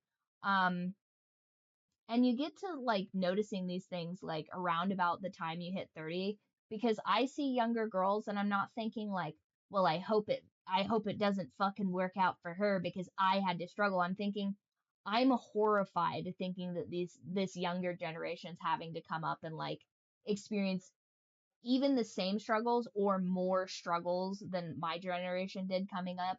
And I'm like, oh no, I hope I can do like whatever I can to be like helpful because it sucked having to do like a lot of that stuff alone. And yet I recall like thinking back, like the older generation of women were just like, they're kind of like, well, that kind of sucks for you anyways. And it's just like, it like, everybody wants to be in a village, but nobody wants to be a villager. And hopefully that dynamic heals over the next generation. It didn't, it just messed up a lot of stuff. So now, we can really look at that generation. At least I know I'm in that place. No, it's a great point. Like it's the favorite thing I have to do, which is impart something that I learned to somebody younger. That's why Very type A activities. you have this wisdom. You have talked about the gender gap when it comes to competence. As women, we are, often doubted and underestimated by others and ourselves. We struggle with imposter syndrome while men walk around with what you call unearned confidence. As someone who has been such a symbol of strength for women around the world, when did you doubt yourself the most and how did you get through those periods? Wow. Your 20s and 30s are tough times, right? 1 second. I think I have an audio issue. Where is. Because I see what you're saying, Max. It's like super quiet. So let me. I'm going to. Let's see the levels on here. Don't step on toes because then you're bossy. Imposter syndrome while men walk around with what you call unearned confidence. As someone who has been such a symbol of strength for women around the world, Yeah, that's better. when did you doubt yourself the most and how did you get through those periods? Wow. Your 20s and 30s are tough times, right? Because I've learned or felt that women were less, or at least I was less likely to claim what I knew because I was always That's there was smart. always You gotta keep maybe I it to don't the know. chest. And I don't want to sound too pompous, Mm-hmm. or let me not cut you off. Um, we're more socialized to don't step on toes because then you're bossy. There's also a little smackdown of it. It's like, well, if you're a little too aggressive, now you're aggressive. You're not. So sometimes those labels happen, and we get them. I mean, my own mother, she was like, "You're bossy. I'm the bossy one." It's like I felt like the bossy one my whole life, and I know a lot of outspoken young girls who were labeled as the bossy ones in their family when they.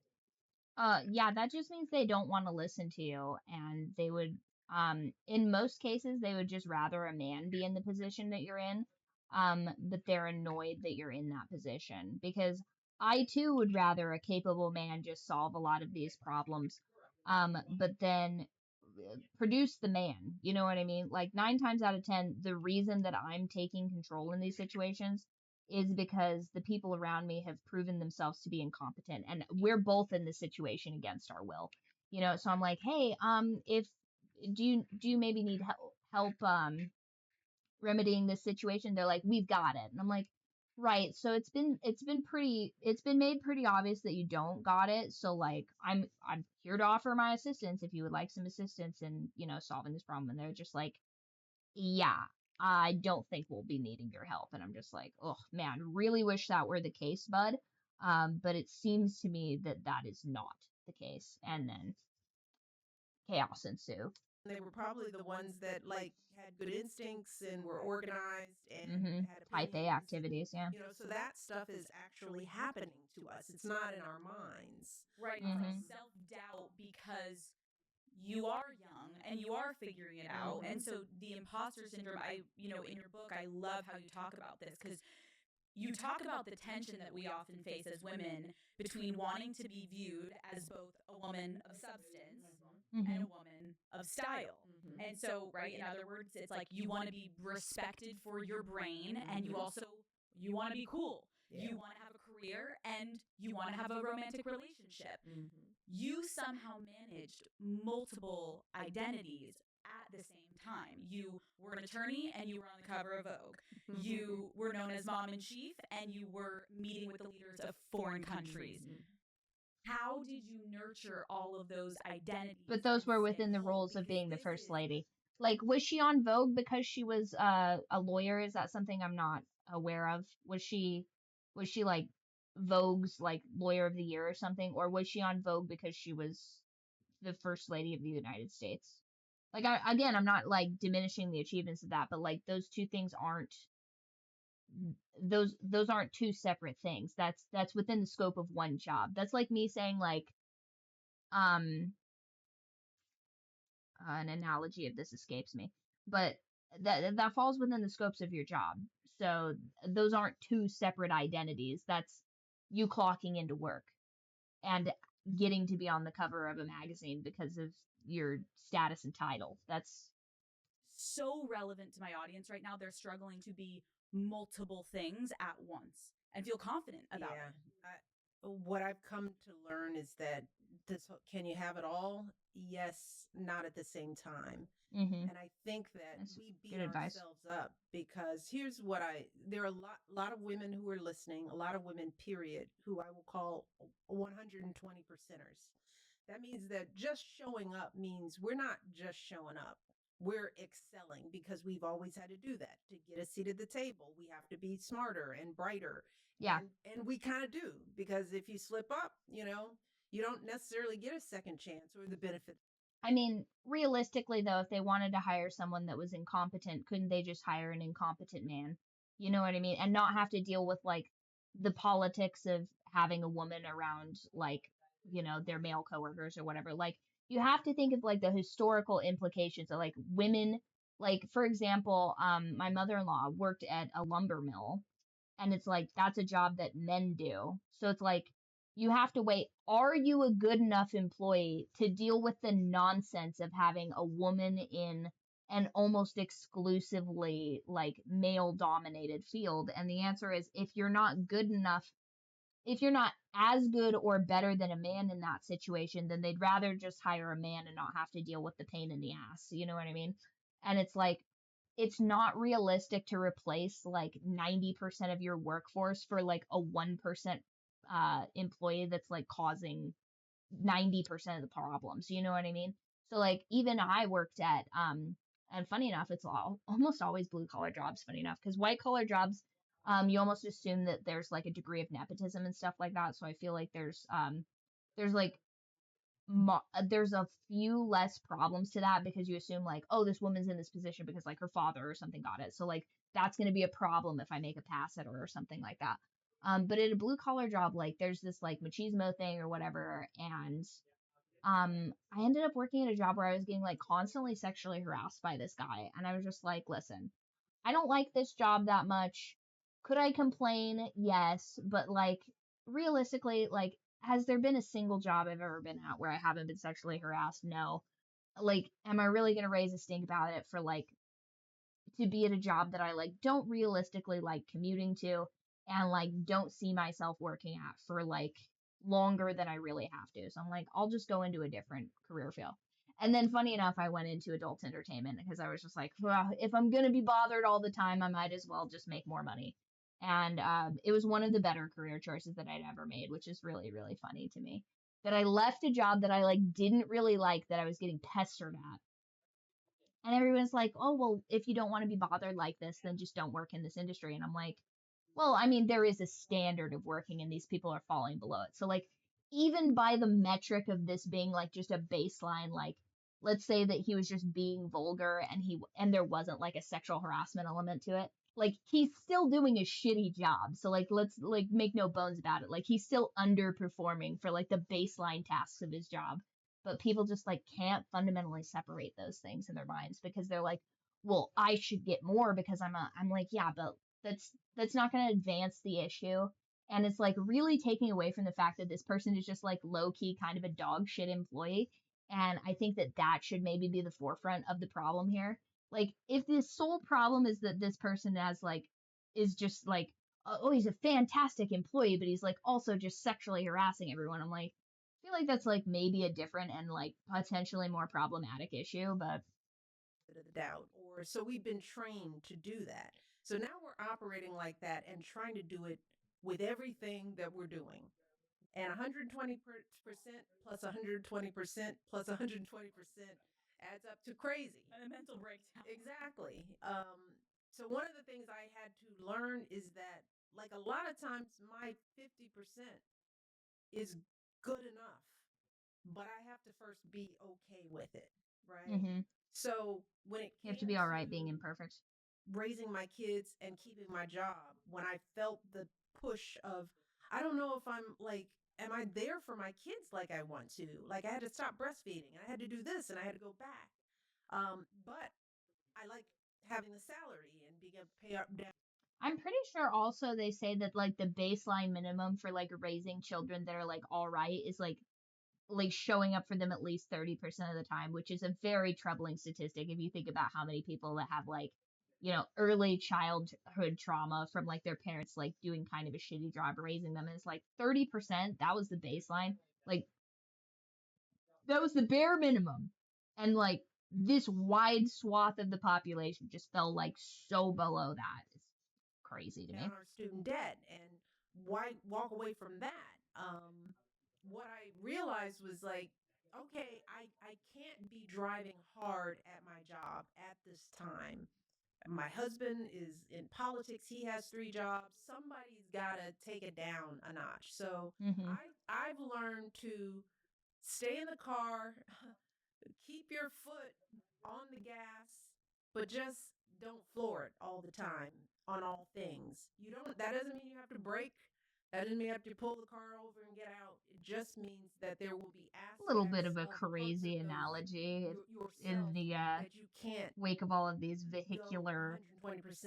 you know, And then that means that we as conflicts, I women have suppose. to But accept a little bit less from ourselves than we're used to, and that takes, you have to just get used to that. And it's all in here, right? It's all the internal message. Like, if you have a job, maybe you aren't going to be able to make homemade baby food, you know. And it's not guess that hard, what? actually. It Like, really I isn't. loved the jar face. Like, there was nothing better than that Canning is dinner.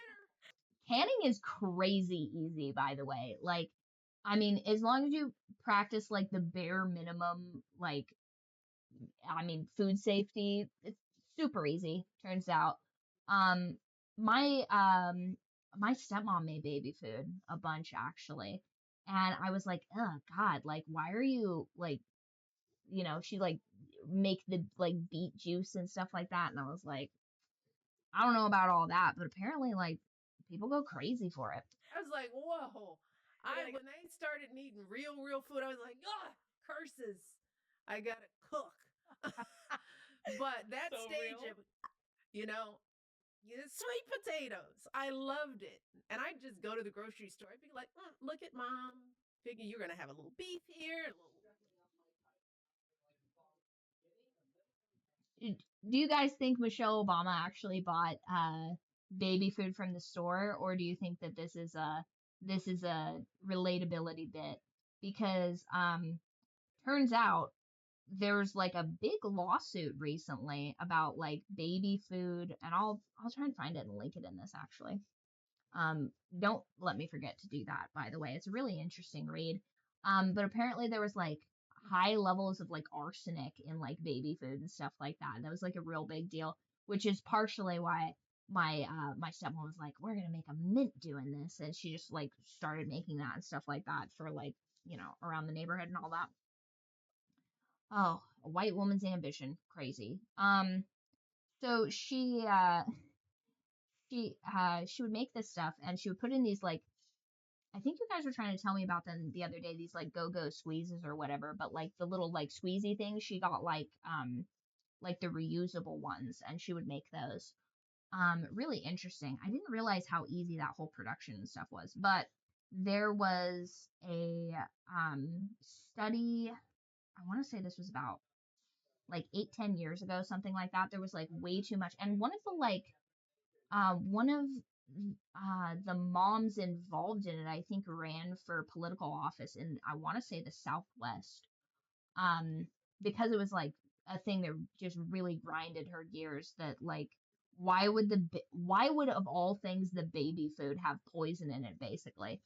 And I mean, also the introduction of like rice cereal into like baby's food, I guess, was like very contentious and stuff like that because of like the nutritional value and stuff. But I mean, you could really get into a rabbit hole just solely based off of like early childhood nutrition that would just, I mean, it's a very fascinating. I mean, maybe that's just because I was like interested in nutrition background earlier on, but very interesting Carrot in read. a jar. I I don't mean, all to say, I don't think Michelle Obama bought baby food from the store. I feel like this specifically is a bit that she's doing right here. Politicians will often lie to people to appear to be more like down to earth and stuff like that. Like the realism of like Michelle Obama even like one going into a grocery store. Like these people have private chefs. Why would they go to the grocery store?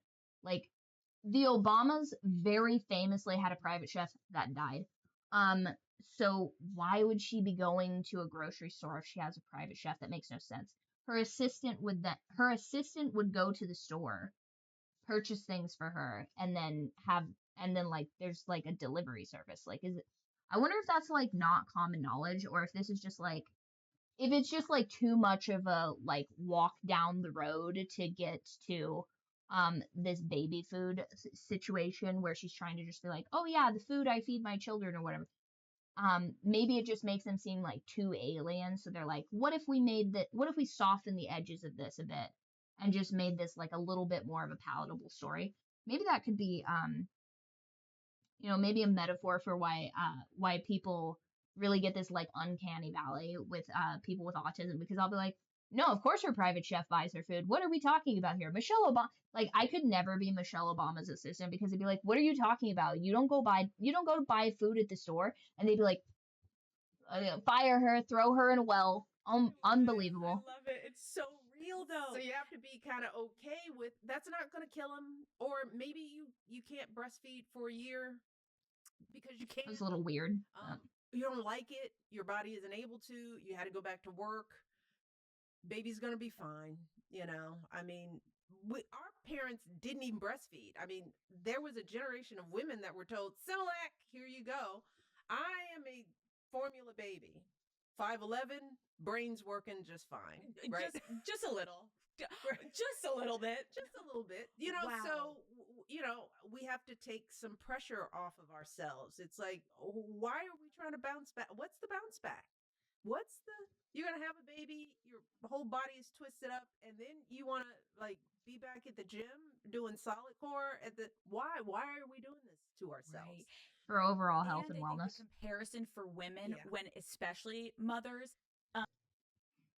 I can't get too far into mothers and babies, so I gotta bite my tongue about some of this stuff because, oh man, the amount of like, I don't know if they're outright lies or if it's just like, when people say things like, tell me how you really feel, and people, just like kind of innately know what that means, whereas I'm like, what I did just tell you how I really felt. Where like the phrase, for example, oh, she's eating for two. You don't double your calorie count when you're pregnant. Like people know that, right? I thought forever that was just a phrase that people said because people say these phrases that make no sense. And it's like, I mean, it would make sense, I guess, to double your body weight if you were having like, I mean, I don't even think like livestock does that. You know what I mean? So it's like it's kind of like a weird thing, and I'm like, I don't think that that's true, but like surely that's just a turn of phrase. And then I met several women that over their course of their pregnancy, and I won't tell you who it is because that's not the point of this. Um, consumed so much that it appeared they'd been stung by bees. And overall, the shocking amount of women that I know that have had gestational diabetes because of these like nutritional decisions that they've made during their pregnancy, horrify me. Because I mean, even when my chickens are like laying on their eggs, I think to myself, like, how can I provide them like the most nutritious food to fuel them to like raise their young. And the idea that like that wouldn't be, and I'm not saying like you have to be like, some almond mom or health food nut or whatever, when you're pregnant, but it's just like so crazy to me that people think that like, and like the most common thing is like a tray of brownies is surely not helping you create a brain. I'm not saying that you should like never imbibe in like, a little treat here and there, but like that certainly shouldn't be like the largest macro in like your diet during the time where you're like creating organs and things. So I feel like the like health crisis in America, with obesity being like 2/3 of the people in the United States, is just like so crazy to me. And when we have a conversation about nutrition, it almost always has like a percentage of it that should be incorporated to talking about like pregnant mothers and like, people that are like raising the next generation. And I mean, nutritional deficits and stuff like that in children can have lasting effects into like several generations hence. So it's like the fact that this is like not like more of a conversation of like, oh, well, kind of a roundabout way to get about this, but that is my nature. Where a woman is pregnant and you think to yourself like, oh, so like here's the list of things that like are healthy for me to bring over, like as a part of her community, be like, oh, hey, I heard that I heard that you're like removing seed oils or whatever from like what you're eating. So like I've brought over like a list of approved like snacks for you to like help you and the baby, like to be supportive, instead of being like, I brought you cookies and cake. That just seems so and I think it must be well meaning, because why would so many people do these things? But it seems to me like it's very like aggressive, not in like the literal sense of aggression, but it seems to me to be sabotage of somebody, because it's like, why would you go out of your way to feed someone what I would describe as like poison in that specific sense, because they're trying to eat something like, I don't think brownies have like folic acid or any real nutrients to it to like develop a fetus. So it's strange to me that that would be like something that you would gift someone that's with child. But I've seen, again, because social media, it just is nonstop. We don't know what everyone's going through. People so are when lying. Yes. They're lying. And so when yeah, you're saying you're popping generally. the drawer open and you put it on the plate, you're Right. taking a picture of the plate. You're like, That's look at the meal what I I made. did. And it's just like, let's not do that to each other. Let's be more honest about the struggle. I try to do that, and I am constantly telling young mothers, like, you it's coming, right? You don't have to get off your career track, and I don't even recommend it, because kids grow up fast and then they're gone. Like, you've sacrificed everything, and when they leave, they leave. They close the door and act like you never sacrificed. They're like, I remember you. I don't need It's you such anymore. it's such Right? a type A thing to be like, I mean, yeah, your children are there, but like, do you need them for the rest of your life? Like, obviously, she's not saying that completely, but to be like, I need a career that is a driving force in my life. So make sure you prioritize that, because your children will leave you. And it's like, oh my God. It's like, I don't think that that's a thing that really any other personality type of woman would have at the forefront of their mind, but I get such type A vibes off of her. So what I'm like, you better have saved something for yourself, so that when that period comes and they're ready to move on, and you're also not holding on longer, because now what am I going to do? I devoted everything to you. It is important to find fulfillment of yourself and not to try and push that burden onto your children. I think for the most part, you'll have a much happier time if you are a relatively whole person before making new people. But again, it's like, you'd have to be in such a place of privilege to be even able to feel that level of stability before having kids in this day and age, where like six figures is like the entry level of like buying a home or having like really any like amount of stability is crazy. The fact that this was 3 months ago too, and Obama's like, Michelle Obama's like, so you know about when you're having kids, and it's like people waiting well into their 30s to have children because they like haven't achieved financial independence and they struggle to think about how adding a child into their finances could possibly be achieved. It's like, ah, I mean, listen, honestly, I hope that we have a rebound as a society and we all have way more babies. I think that that's probably just good as a country, but I just don't think that that's necessarily at the forefront of everybody's mind that maybe would be watching this interview specifically.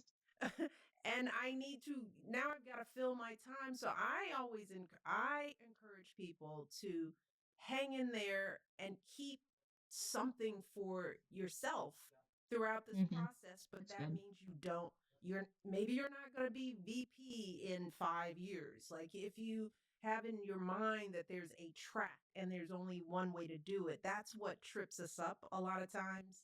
Like I'm going to be partner by the time I'm 28. Hey, look, if you live until you're 80, 90, there's so much time.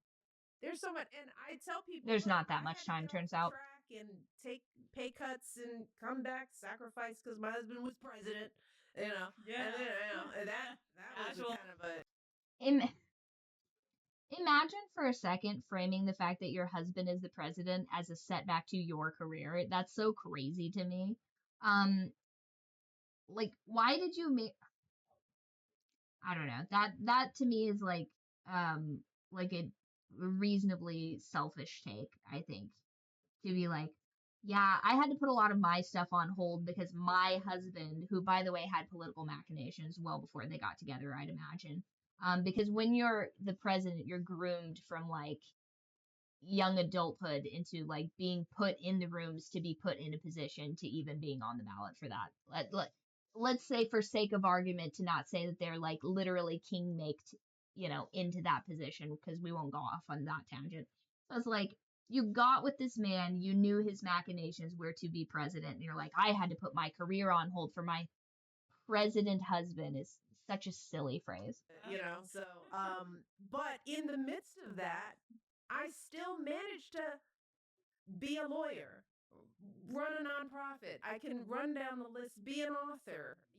I raised really sane kids who, aren't I will say perfect, this, the but Obamas they're don't have any really, really trans kids, good. so I believe So her on that. there's time, but we have to They we have haven't to give caught ourselves a they lot haven't more caught the grace California in the mind process. virus, so That's what I've fair learned. enough.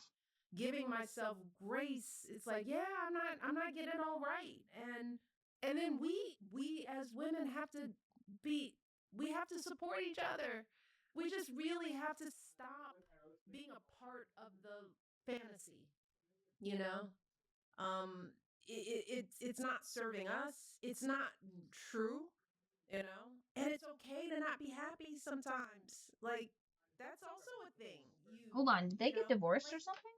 not being perfectly satisfied and in the exact place that you want every part of your life is that's what life is. Yeah, that's what life is. And I love how you said, like, but I understand that society makes women feel like they have to be perfect. That's so right. when it's very uncomfortable at first, when you're like, I'm not succeeding and I'm not doing the best. Like, it reminds me in your memoir how you would tell your girls to always start dinner even if your husband hadn't come home yet, because I didn't want them to ever believe that life began when the man of the house arrived home. We didn't wait for dad. It was his job to now catch up with us.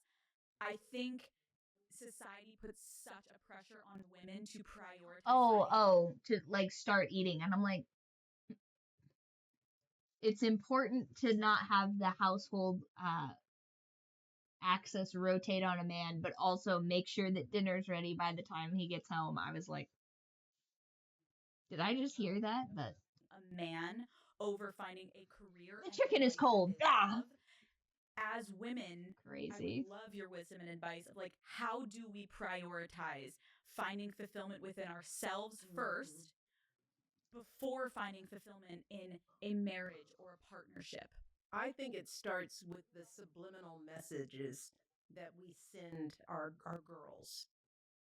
And I have two beautiful daughters. And, you find yourself slipping up and going, are you dating anyone? It's like, let me not make that the first question or the second question or Yeah. any question at all.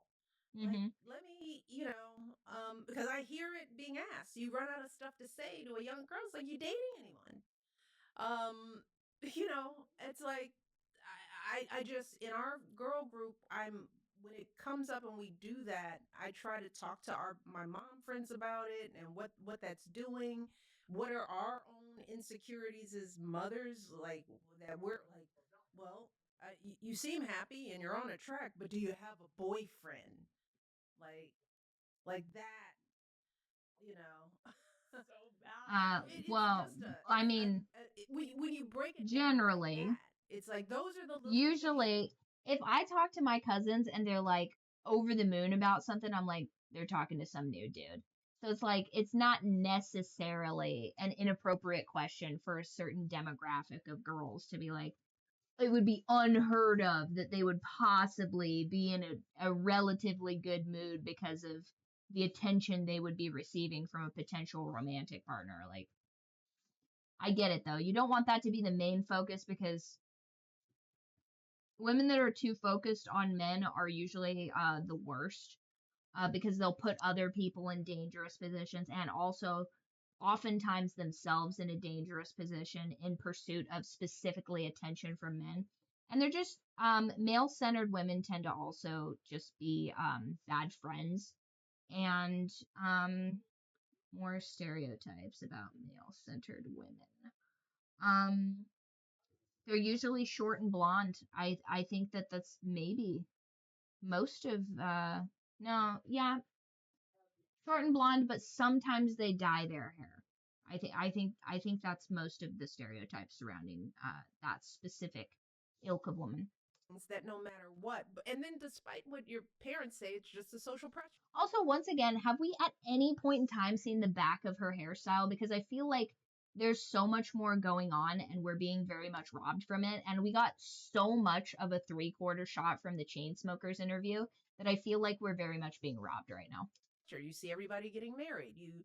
So I think we have to be mindful of the way we craft questions to our, not just our daughters, but our sons.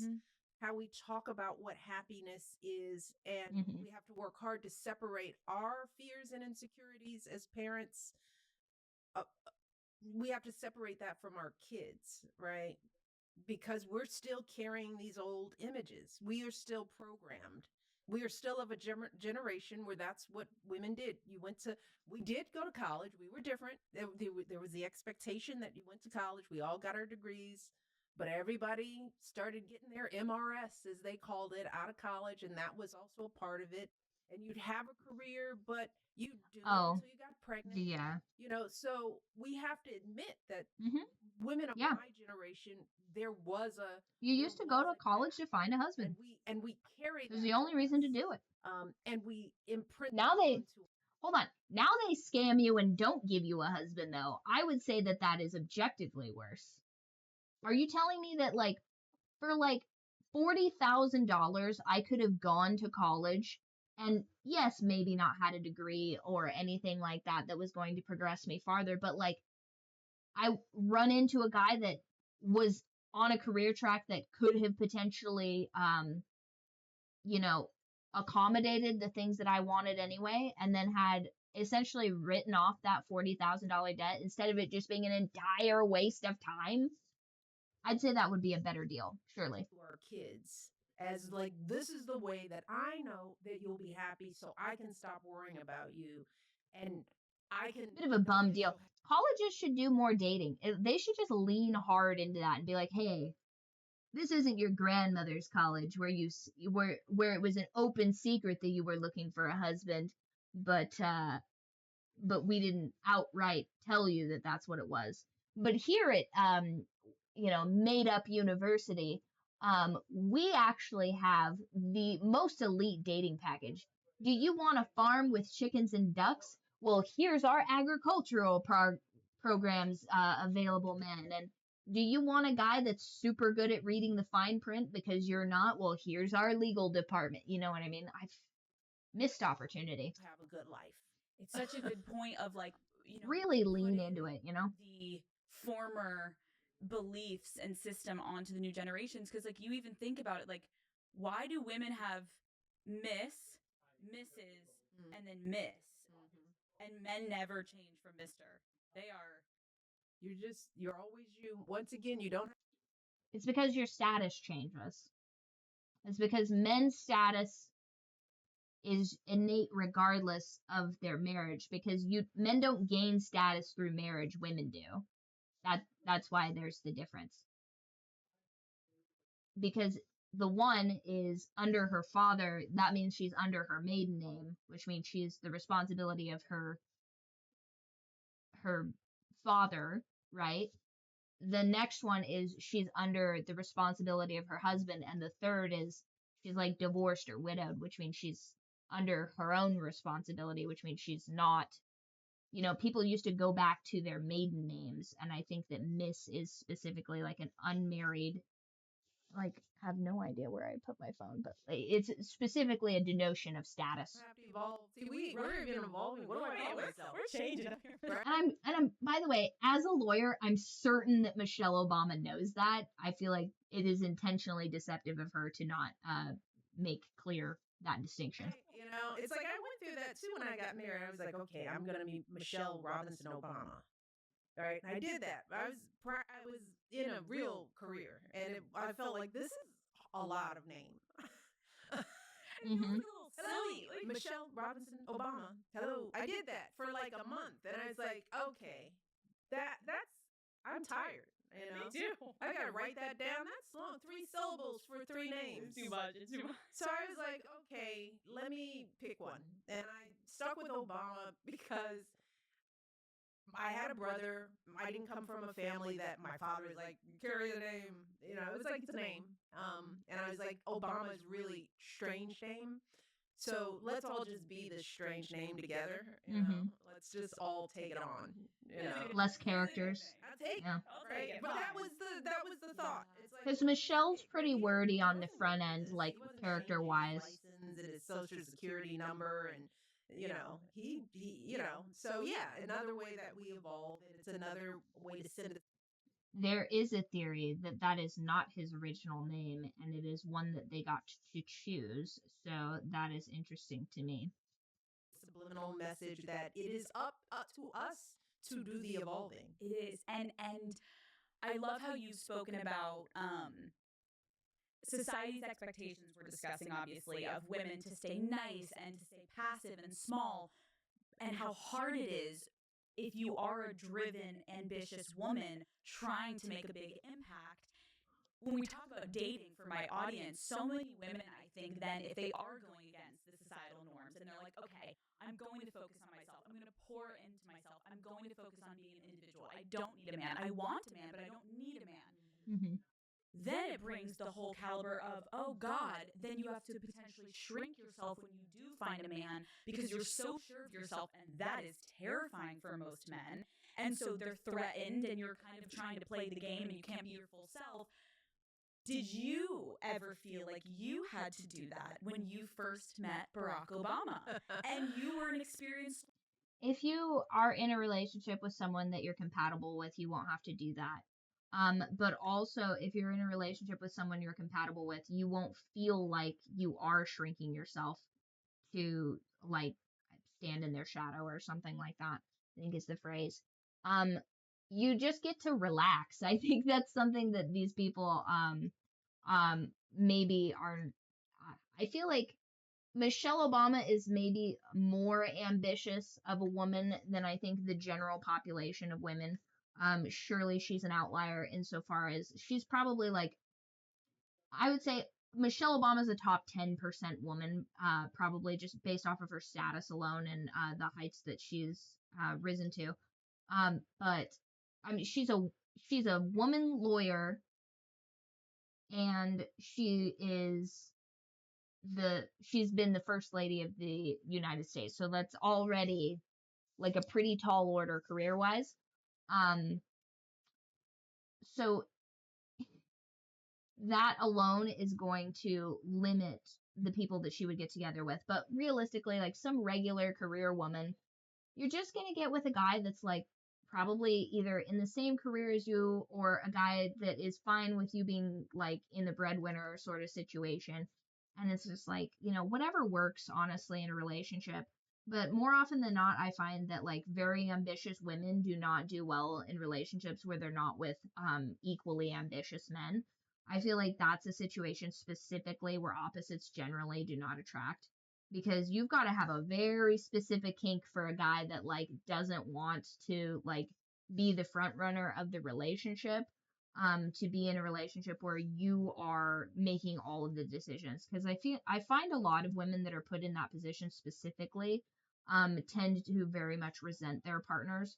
But at the same time, if you're with a partner that can't rise to the occasion and be the more dominant force in the relationship, insofar as like the guy that can the one that can, I mean guy, of course.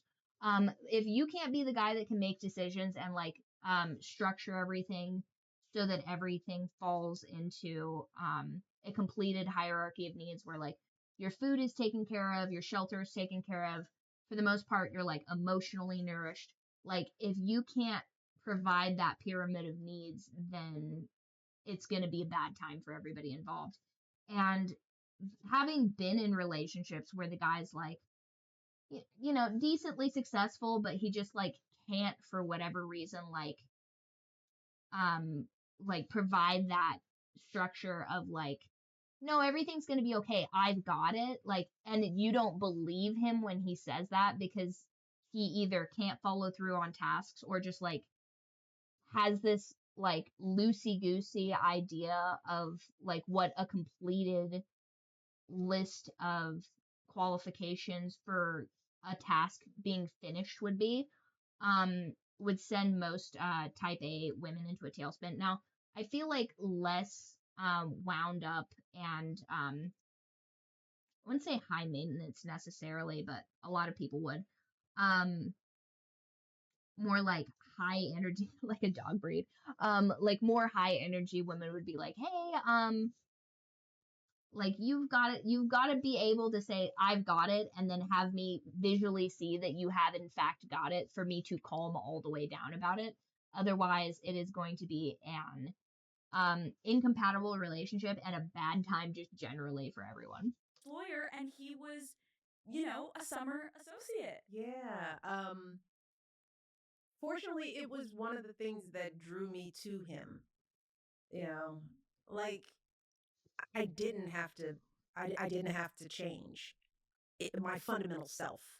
I think it helped that we started out that summer with me not seeing him as a potential because I was his advisor. And I was like, Oh, yeah, no, she we're was gonna in a do that, position of right? power over him. And Interesting. why? He's cute, but I have a lot of friends, and so I think that helped, right? Because we didn't start up our relationship as, oh, I'm gonna try to, yeah, Well, that would have been and bad. maybe it would have, but I think we kind of entered it, as peers, and we developed our relationship because we had the same kind of humor and we'd make the same kind of jokes and we'd find the same things kind of corny, and I was being fully myself, cynical in ways, and I'd pick at him and be like, that's weird, why do you do that? I mean, so the fact that made him think we should date, right? It's like that meant that, like, that didn't repel him. That was like, he was like, and I Probably a was good like, sign. no, we shouldn't date because that looks tacky. He was like, I don't care what people say. um so it's like, so what do I tell a lot of young girls? Like, dating different people helped me to see the difference in who Barack was when he showed up. I don't, if he had been the first person I dated because I just didn't date, I might have taken that for granted. I might have thought, Yeah. yeah, well, these are buddy vibes, right? I had learned enough to know this is different in an important way. And I just think that's the experience of dating different people and noticing. In the end, it's, I want young listeners to focus more on their internal feelings.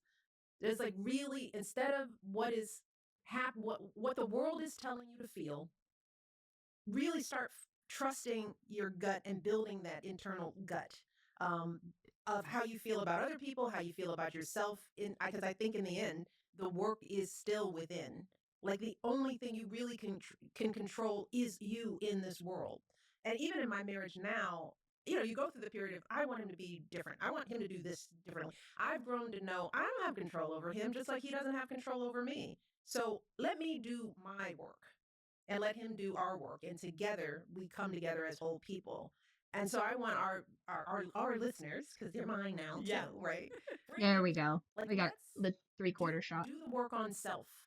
Like, start feeling good about yourself. Start working on your health. Start feeling strong within yourself. Start practicing self-esteem. Start working on Inner building 60s your is relationships crazy. and your friendships.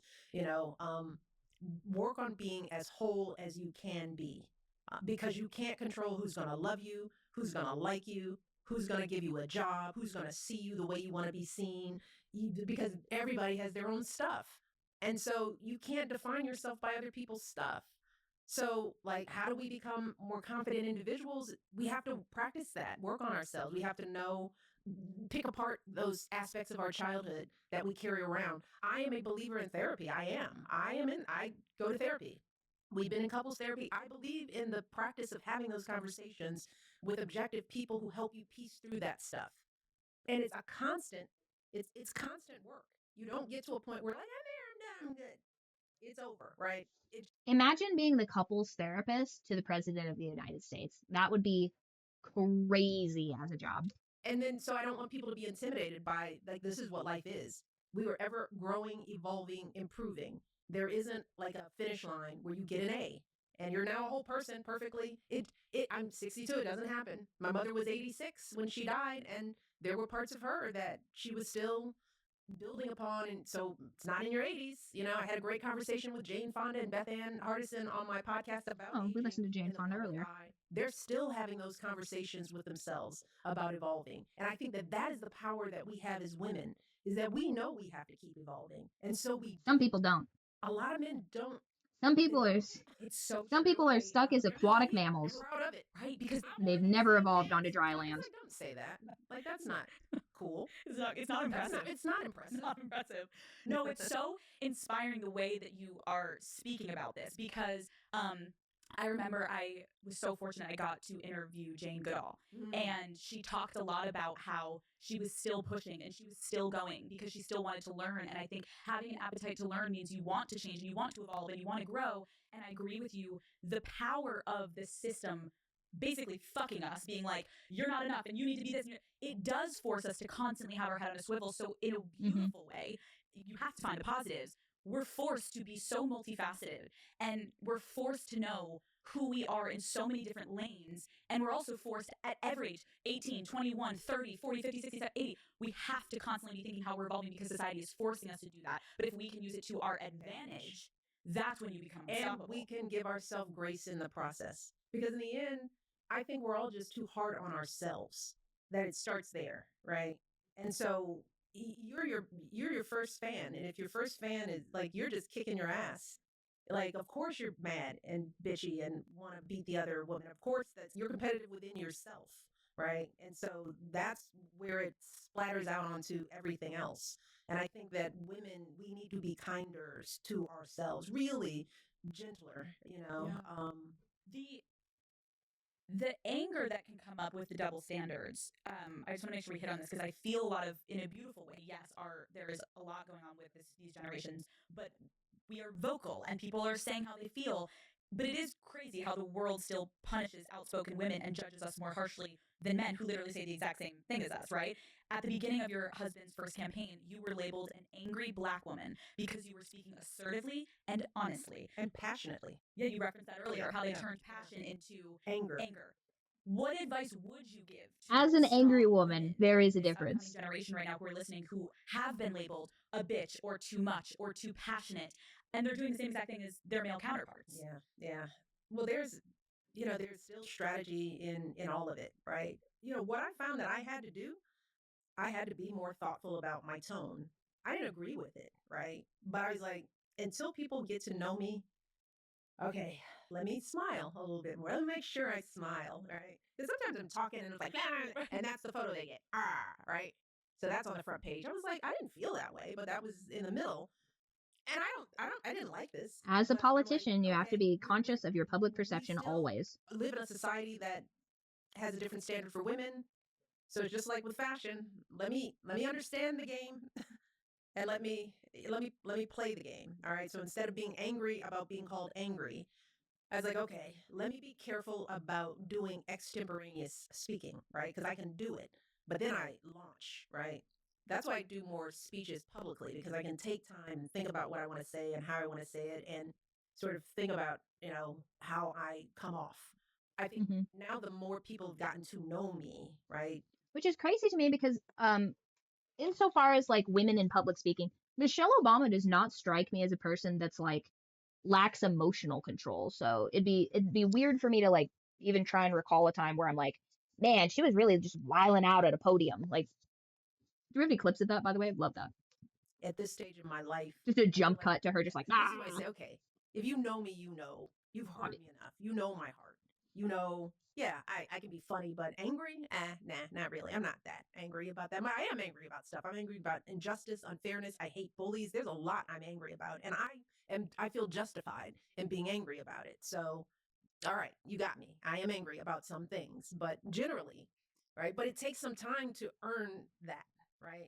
So as I'm talking to younger women, it's like understand how people are going to come at you, you know, and then think about how you want to deal with that because it's not going to go away. So what's your strategy of understanding that this is part of the game, that it doesn't define you, but if you're like I think it is more important for me to get the point across than to be right about how I do it.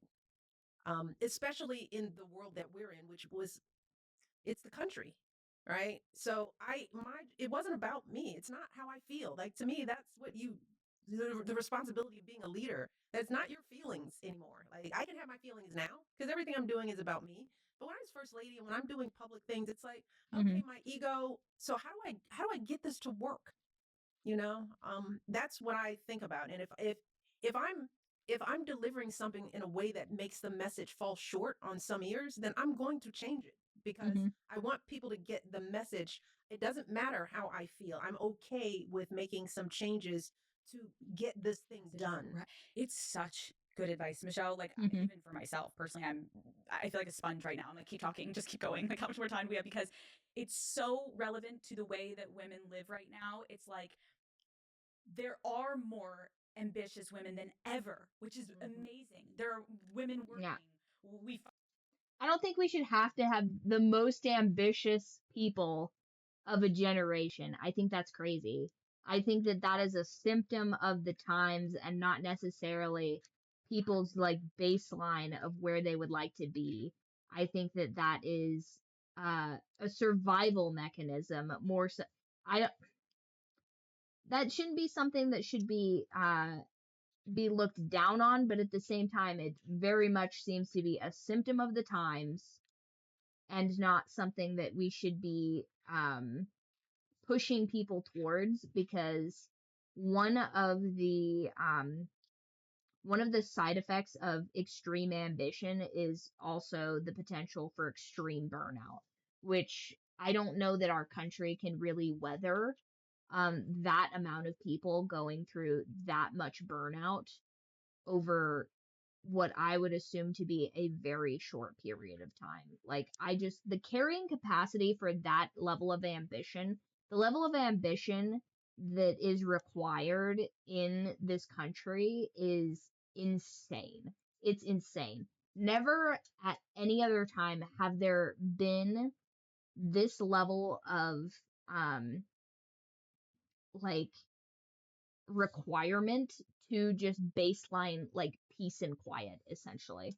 finally are allowed to vote. We all have credit cards. Great. Now we actually have ambition and we're trying. Ooh, And it's yay, an uphill credit battle. cards.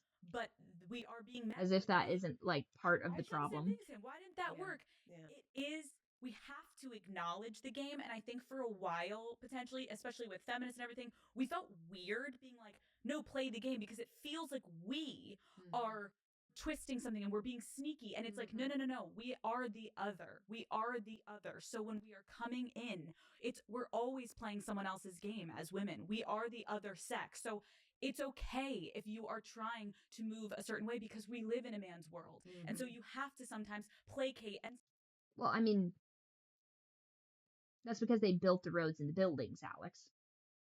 Like, we could live in a woman's world if they could, like, I feel like I brought this up on other chats that we've had where it's like, one time I'm sitting in the club, and this was after a recent blackout, and I asked the question of one of my coworkers who's sitting there lounging like a lazy cat, and I said, what would happen if all of the men just poof, Thanos snapped out of existence? And she's like, well, it would be just fine because, and I was like, do you know how to desalinate water?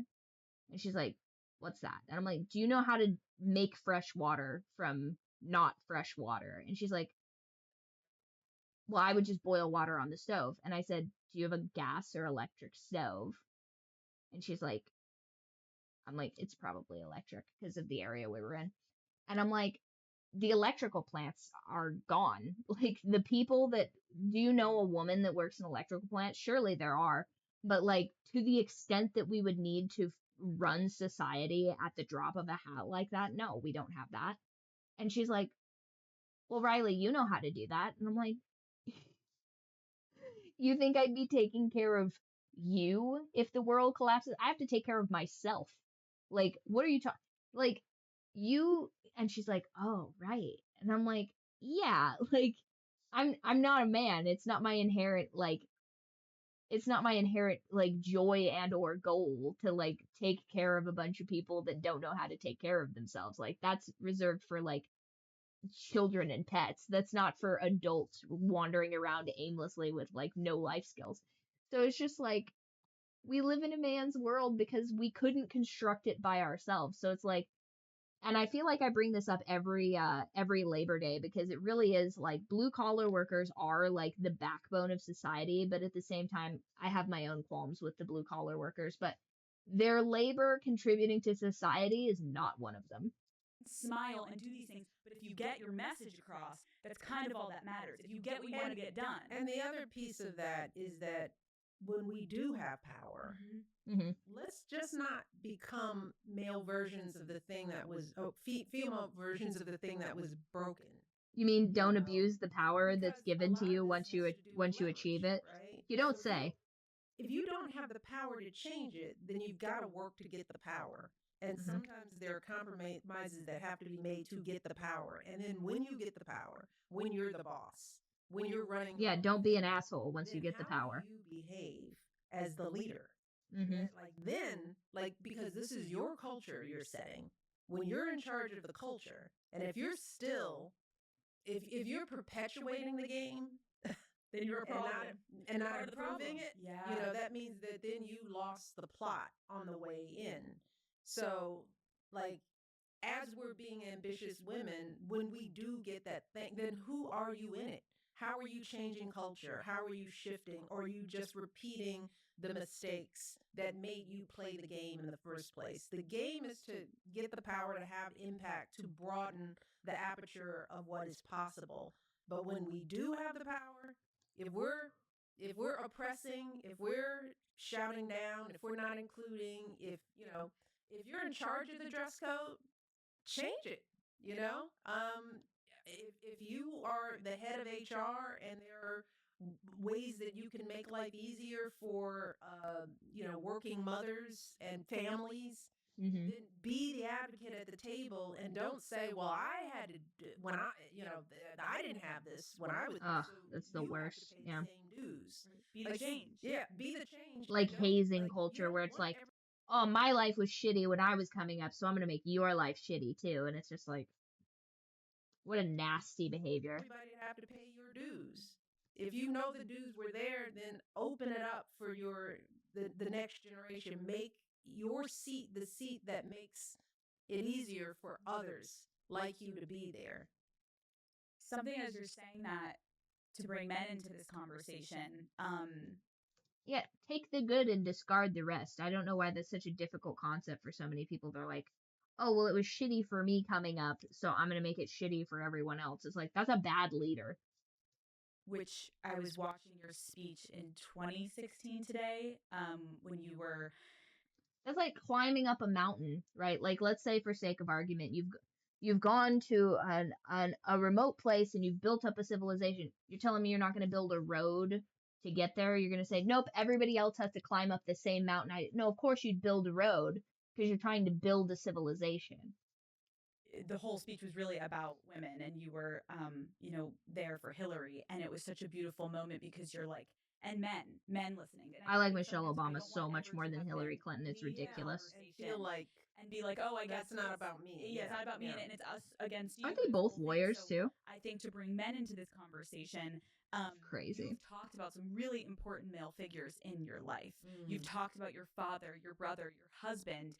How do we bring men in and make them allies and partners to help solve these issues? Because women cannot do this alone. No. We need them. No. I mean, look, as the older I get, I realized how blessed and rare my existence was as a woman in the world, to be surrounded by so many amazing men where I was always safe. Mm-hmm. Like, and realizing that, like, that's more unique. Like, abuse, neglect, none of it. I had uncles and brothers and, you know, both of my grandfathers, right? I now understand. Yeah, that's how such a rare privilege that to is. live around And it's people that sad. don't It hate makes me you and sad wants to do know you that harm. so many of us women and girls Mm-hmm. can't say that they had someone in their life um that harmed them in some way. They were harmed at the hands of a man that they couldn't trust. I didn't have that. And I feel blessed, and I understand that's unique. So in that sense, we can't lump men into a category, right? Because there are a lot of allies, they're different from us. We can joke. It's like, nah, you're not that good at that. And but I've grown up with wonderful men who the men in my life made helped me with this confidence. I was always a part of the crew. I was never the little girl out. My father always thought, he's gonna learn to box, you're gonna learn to box. My brother protected me, right? I bet she So was a we great can't boxer. forget that there are so many good men that it isn't an us against She them. would have probably been a And fantastic we're weight the class. ones, right? Hold on, real quick, a second. How tall is Michelle Obama?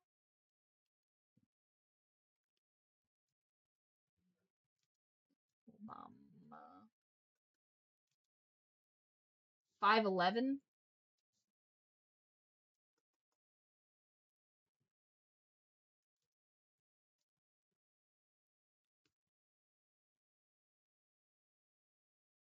She's like 170, 5'11". Boxing weight class 5'11".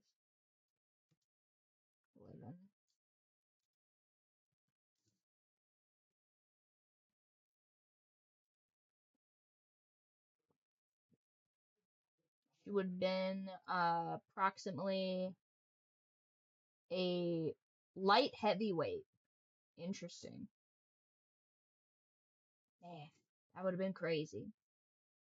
Can you imagine if we were looking at an interview from Michelle Obama as the boxing legend? Praising them still. Yes. She could have been a We star. have so much to impact into how our young men are shaped as mothers and as women in the world. And so we have to see them as essential allies from the moment they show up in the world.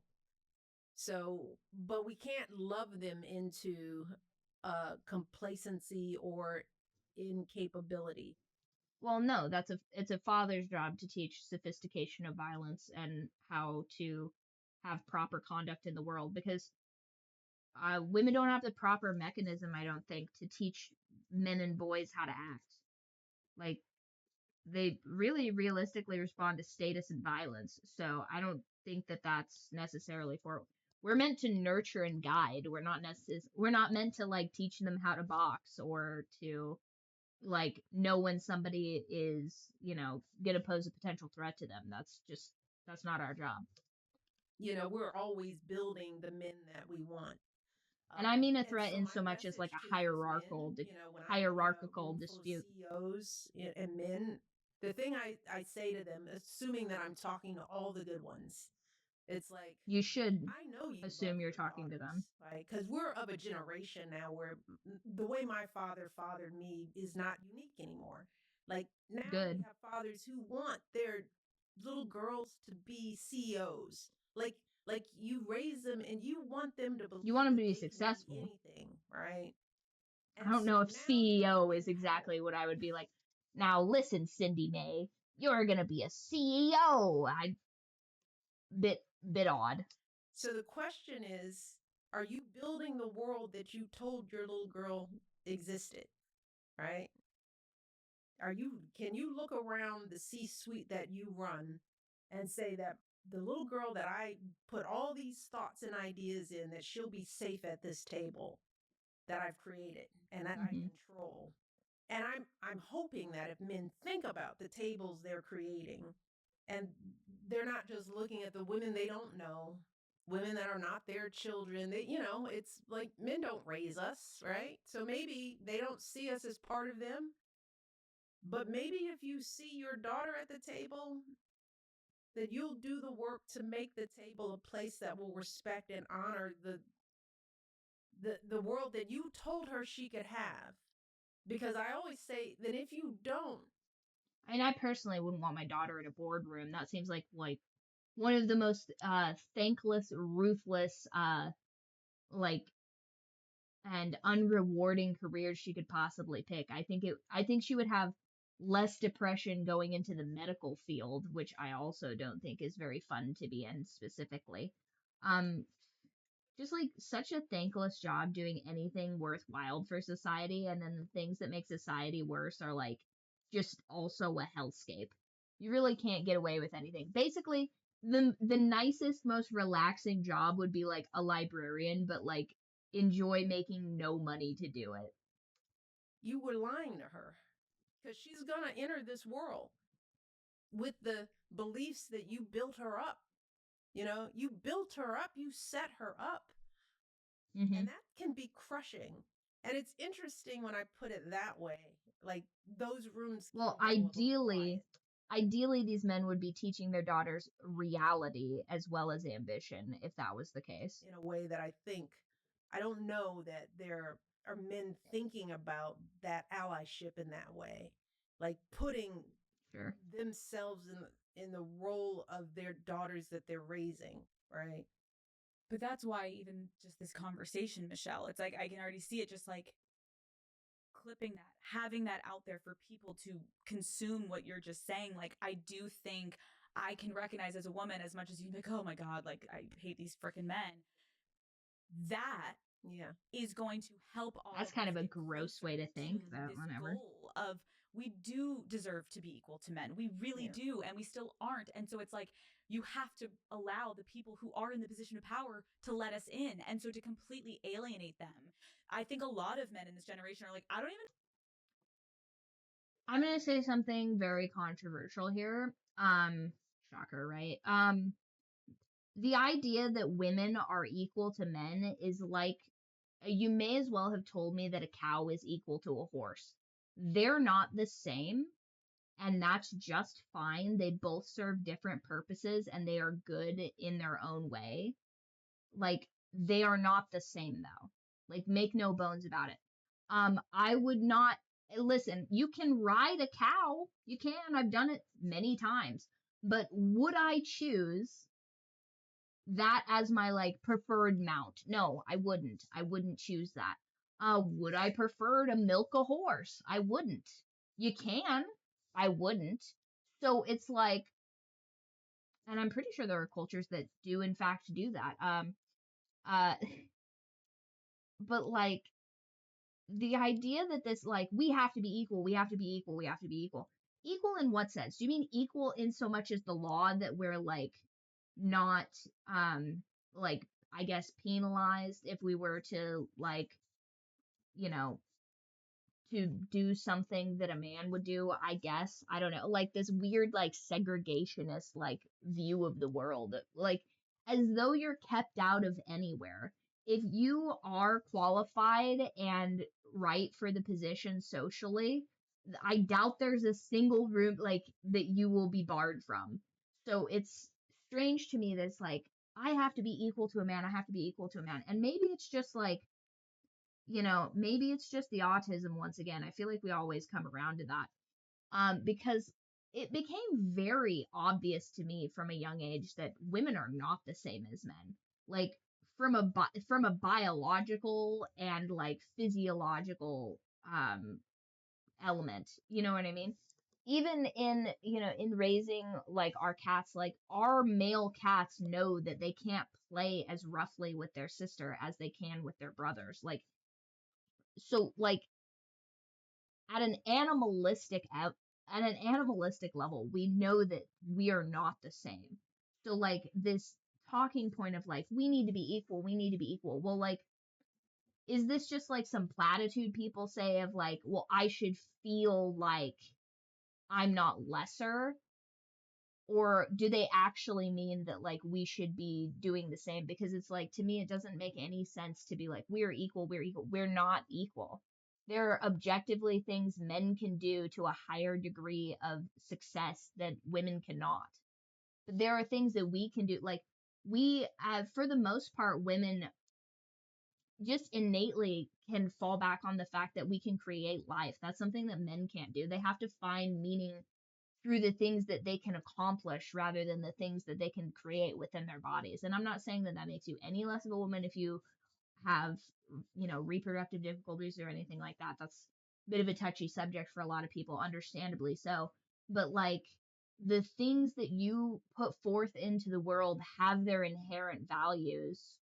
So the idea that you would be measured by the successes of a completely different entity is just so bizarre to me that it crops up so much. And by the way, not even just with Alex Cooper, although I do love to pick on Alex Cooper. She really is my favorite internet person to poke at.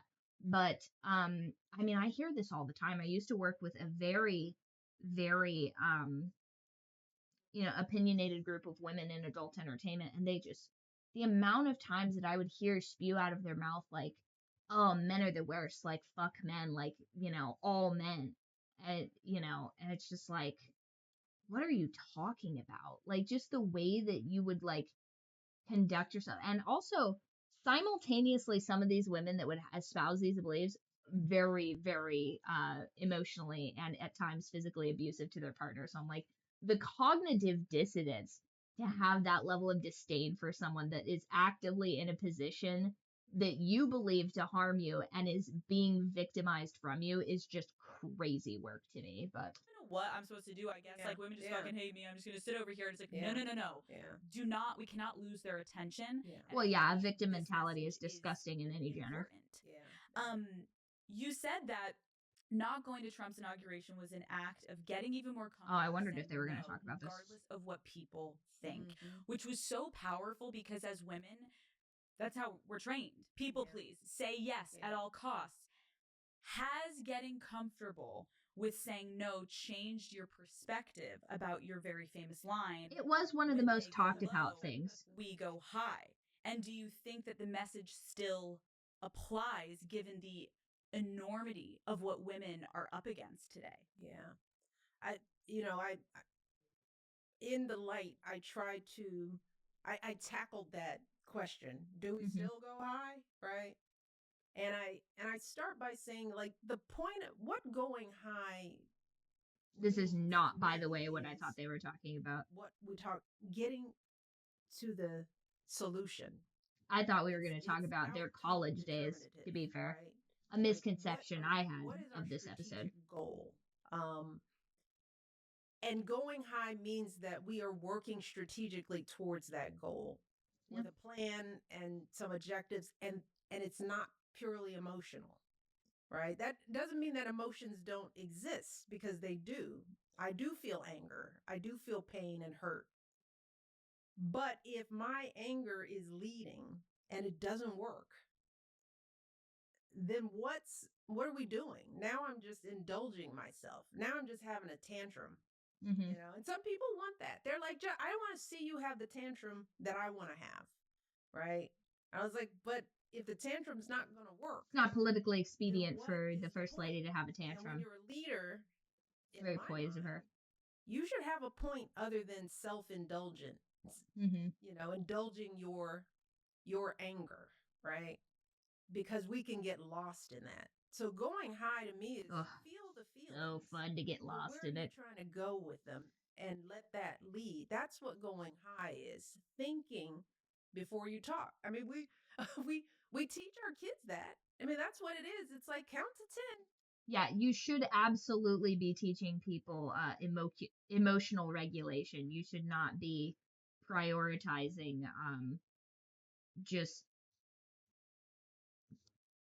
exploding over every little thing. And which, by the way, when you live in a state of emotional dysregulation, it has a very, very negative effect on your body. I mean, even I struggle with that too. I'm a very wrathful little creature. And I notice that if I'm getting too angry about something, because that is my vice is anger, um, it's it is so physically draining. It's as though like a literal physical manifestation of like a fire in your body, and then when it goes, it takes all the oxygen out of you and it just leaves you like almost underwater with the level of just how drained you feel afterwards. And that's not a good feeling to prolong. And the more it builds up, the more. So you should have like releases of pressure in your life.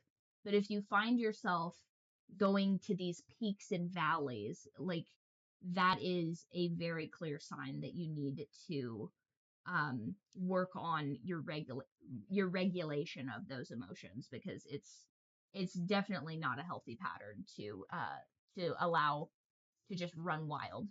Because like how I feel at the kitchen table, like that's what the kitchen table is for. Like I don't know. I think the kitchen table's for eating, personally. And then look at it and say, is that how you really feel? Because Hate that usually phrase. after you step back a little bit, and it's like, yeah, well, I would take that out. And I said all of them and always. I used a lot of absolutes. Mm-hmm. That's not true. Yeah. These are more, in my opinion, journal thoughts, not necessarily kitchen table thoughts, but that might be. Let me take that. And then you'll that find might out be a that half the metaphor stuff she's you threw using, out not a there in anger physical isn't even place. true. And it's not how you really feel. So now you should go out and communicate what you really feel really clearly that you think will. That's what going high is. So good communication is what she means. Trying to go high, and I think is anybody with a platform, a powerful platform, it's a responsibility, right? Because that platform is powerful. Like the words you say move people, and you can move them to productivity, or you can move them to division. You can move them to hate. It is like let the hate flow anybody with a through you. platform can do that. So we now have a responsibility. If you want the platform, then it's like a gun. Like learn how to use it. Oh, right. Put the safety lock on, because you can cause a lot of damage, but you can also do a lot of good, That is an interesting metaphor for her to use specifically. And yes, I still think that. But have the feelings. I'm not telling people that you're like just like us as women. Yes, it's not fair. It sucks. The standards are double. We're killing ourselves. We're inundated with messages that are wrong. Feel that. Don't feel like you're crazy for feeling it. Wrong is wrong. Like, bad is bad. And going high doesn't mean to ignore that. And we need to feel those feelings to act.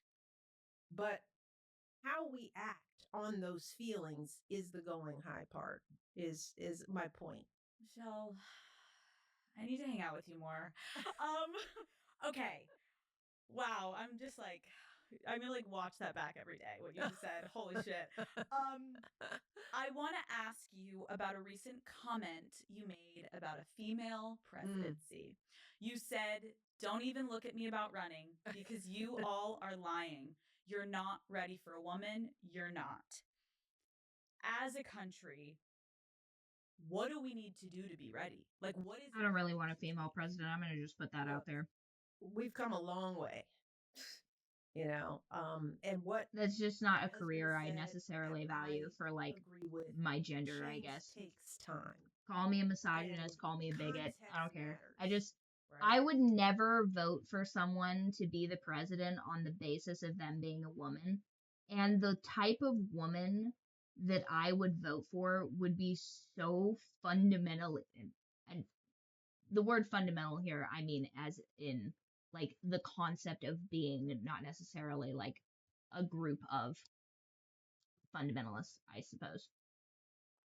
The fundamental woman that I would conjure up, that I would say, ah, yes, I will vote for that person, would shock and horrify the nation and would thus probably be the least universally liked political candidate because of how radically violent and controversial they would be. And I really feel like we need a warlord woman as president. And I just don't think that as a country we're ready for that. So it just doesn't seem like something worth pursuing to like put somebody in a position of power solely to just be, ah, yes, a woman president. It just it holds no value for me specifically. 50 years ago, we were fighting for the Equal Rights Bill. I mean, just there are people alive today, that, couldn't marry the opposite race, couldn't love who you loved. I mean, this is recent history of a country that's been around for hundreds and hundreds of years. It's been going along this way, then boop, there's a little change. It just happened. But that means that the remnants of what has been there and what we've been socialized is really deeply embedded in who we are. And whether people really feel yet that they can follow a woman as president, like, we would just be silly to think that there aren't just some gut kind of, I don't know. Like, we're not even analyzing what those feelings are about because we're trying to pretend like it's all better. And I just think, well, how could it be all better? I mean, we've been feeding off of this bone for so long. It doesn't just go away. It takes time, right? So, but we're moving. We are moving in that direction. That metaphor is totally lost on me. Statement was, there's the humor of it, like, stop looking at me, right? So that it's also my wry humor. It's like, come on, people. There were people who there are men out there that were not going to vote for a woman. That's though you people have had those conversations, right? Why should they? No, truly, like, why? What other than her being a woman qualifies her for the job? They just got done talking about wanting to be equal, and now if it's equal, then why do we even have to bring up the fact that she's a woman? You know what I mean? Her qualification, if it's truly equal, in the sense of it matters not, right? What are her other qualifications to hold that office? Or is it just, this is a competent woman? Because if it's just a competent woman, then why does it matter that she's a woman? We can't find a competent man, clearly. So why are we trying to introduce in the woman element of it? You know what I mean? And also, the type of woman, and again, maybe this makes me a misogynist, the type of woman that would spend her entire life doggedly pursuing political office to the effect of the President of the United States, Hillary Clinton. I fundamentally do not trust those individuals. They're crazy. and they are sinister. That so sinister are the people that make their entire, like, specifically a woman though, because the amount of women that would even give a shit to be in politics is so few. Just like the amount of women that want to be bricklayers. So it's just the fact that there's such a small pool to choose from, and these are the ones that are cropping up that are just so ambitious that they would ruthlessly slay anyone to be in that position, allegedly. That they're like, I want to be the president. I should be the president.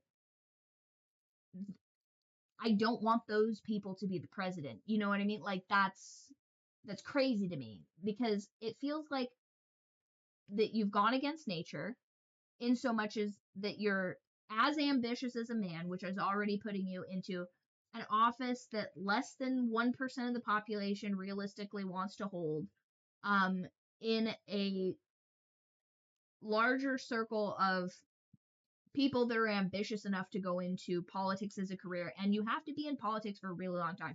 Nobody's just like up and deciding to be the president of the United States and then being the president of the United States. These people are groomed for power largely. And then within that pool of people that are groomed for power, that's who we get to choose from, allegedly. So the fact that somebody like, you know, Hillary Schlinton would spend her entire life doggedly trying to produce, like, does that seem like a trustworthy person to you? Does that seem like a person that you would feel good being like, ah, yes, that's a person I want to be running the nation? You know what I mean? Like, I mean, I don't get as sinister vibes off of Michelle Obama, but she also just said she doesn't want to be the president of the United States. So it's like, of the people that would want to occupy that position, I hold a great degree of skepticism and criticism because that is what the office requires. Let's just It's be an real incredible about amount it of and power. let's put that on the table and talk about, well, what's that about? Let's not be mad because I made the statement. Let's look at the fact that we've had two really qualified female candidates. One who Did was we? First Lady, Secretary of State, well educated, you know.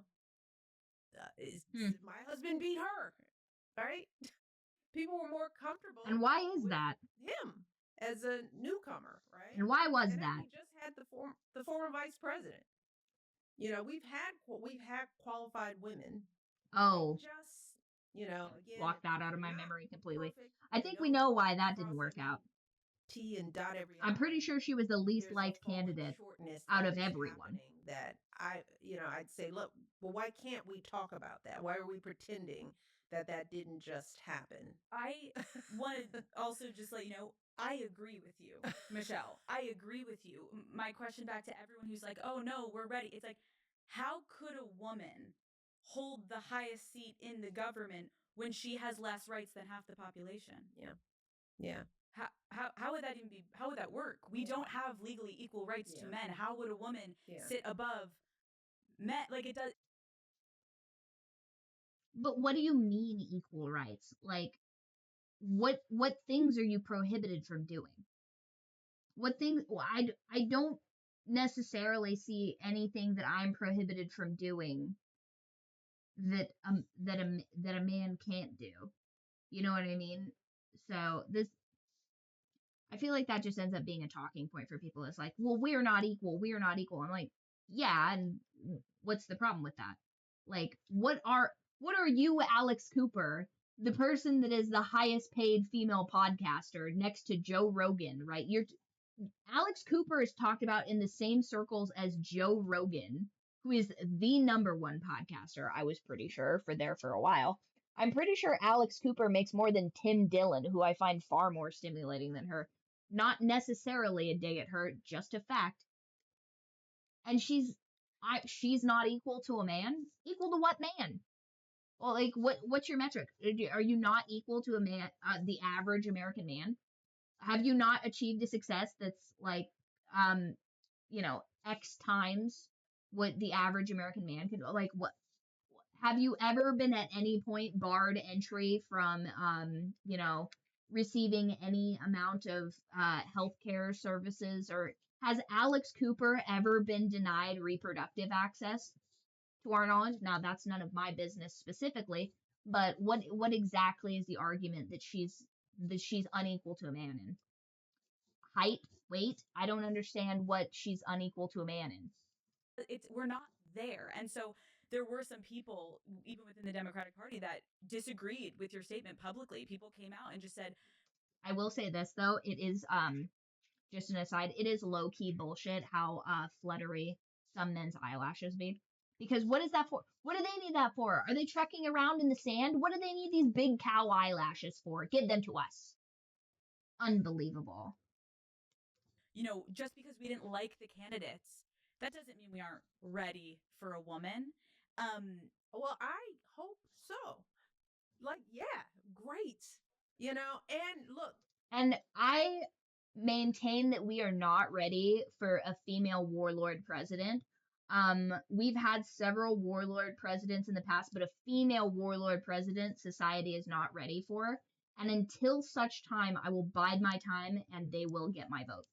That doesn't mean that women should roll up their sleeves and call it a day. You know, like never we're rest. still growing. You know, so yeah, I think run 3 companies and have surrogates for all of your children. You may never rest. I'm being facetious here, of course, but like, I'm tired. I don't want to have to invest in cryptocurrency. I don't want to have to be a CEO. I just want to pet cats and read books. Like, why? Why do we have to work so hard all the time? I had a lecture about A/B testing thumbnails yesterday. I'm not meant for this life. I think it's gonna happen. Are we ready now? I don't know. Prove us wrong. I would love that, right? Michelle, if this incentivized everyone to prove us wrong, I'd be like, really? Oh it's like, all right. And I'll be the first to be like, you're right. You're right. Statement. My bad. We're like, we piss them off so much. They're like, no, we'll show you. Yeah, like, please, let's do that. Please. And look, for all the young women that we're talking to, keep climbing. If you want to be president of the United States, doggone it, then yes, you can, right? Sharpen your spears. Yeah, this isn't prepare for war. Slowing down, you know, we keep fighting and growing and developing and evolving and learning what happened there. Why didn't that work? But let's really talk about it because it hasn't worked. We've had women governors. We just haven't been able to crack that ceiling with really great candidates. So let's figure out what's going on. And in the meantime, what I'm telling all young girls is keep going, y'all. Go to college, get your education, continue to build those skills, continue to be good, be kind to yourself, go into politics. I am not a politician. That was also the other point, you know. It's just a reminder. It's like, I'm not a politician, not interested in it, you know. It's not who I want to be. But I do want a lot of young people, a lot of young girls. I want those who want to do it. We need you. We need you to want to be that. So don't take that message as you can't. You should keep trying, keep throwing the opportunity in this country's face. You know, but just be strong in it and know that you may come up short because maybe we are, maybe we aren't. But keep going. Well, it's like our whole conversation today. I think there's so much to do for women to get to that place where we are ready. Okay, this is, I mean, let me know if you'll answer this one. I'm just gonna try. Okay, let's have a little fun. Okay. I'm talking about the future here. So the future is whatever we want it to be. Mm-hmm. Okay. So if this is all hypothetical, if Trump does change the law and runs for a 3rd term, hypothetically, do you think your husband would consider running? I hope not. Michelle. That's such a boring question to me. Work against of all the questions to ask Michelle Obama, that is such a boring question for me personally. I would be at home working against it. I want to ask her law questions. She's a lawyer. this whole thing about like my qualifications, not one question about the fact that she like went to Stanford. Like, one second, I have to know. What did Michelle Obama study law in? She studied, it just says law. She specialized in intellectual property, marketing, and entertainment law. Okay, cool. I think it would be cool to ask her a question. Alex, you're fucking in entertainment. You don't want to ask an entertainment lawyer any questions about, like, and I'm not saying you have to ask her, like, this is legal advice or whatever, but, like, you don't have a single cheeky question as an entertainer for the first lady that went into law for entertainment. What? You're telling me you're like, Yeah, that's when right. Okay, so you're like not a single cheeky question about that of, hey, so when you were going into entertainment law, did you ever like think that you would be utilizing that information in like political office or whatever? Like nothing like that. Again, this entire hour and 40 minutes had zero idea what branch of law Michelle Obama was in. And clearly it's very important to her that she went to get a law degree. So it's like, of all the things to not ask her, like, if a guy was a lawyer, you don't think that'd come up the type of law they chose to go into? It'd be like, why did you decide to go into elder law? Like, I'm curious about that. Not a word about it. Not one word. Okay. not interested.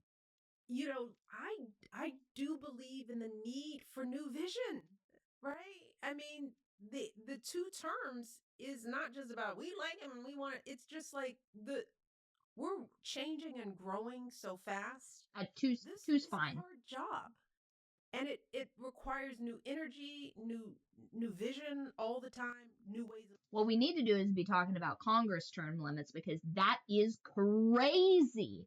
We have term limits for the president of the United States, but not people in Congress. That's insane to me. Have you seen some of the fossils they drag out of that place? Or better yet, some of the urns they drag out of that place? I mean, you want to see the state of why the country is the way it is. Look at the freaking bones in there deciding things. That's where we need maybe some fresh ideas. Looking at the world, right? So I do believe that 8 years is enough. Like Plenty. You know, so and there's. Did you see how it aged Obama? He looked like an entire generation older, not to slight him specifically, but like that is a tough job. I mean, I've never seen someone go gray so fast, and I have gone gray. So many talented people. Can you imagine if I was the president? I'd be fully silver haired giving prophecies every day. They say, Byrd, please stop. And I'd say, blast the Middle East. How are we going to build young leaders if the same people? For legal reasons, that was a joke. You know, now it's your turn. Now it's my turn. Now you did it again. I'll do it again. And it's like, and there's all these young, smart people who are just looking outside with their ideas as leaders get older and older. You know, the older you get, you just live a different life as an older, established person. And I think there's room for that wisdom, but there's room for new ideas to come in. You know, so I think 2 terms is enough. Yeah, I'd agree with that. You know, and it's not a question of what for everybody. It's just like Congress. Experience your ideas. This country is constantly evolving. What are the next thoughts?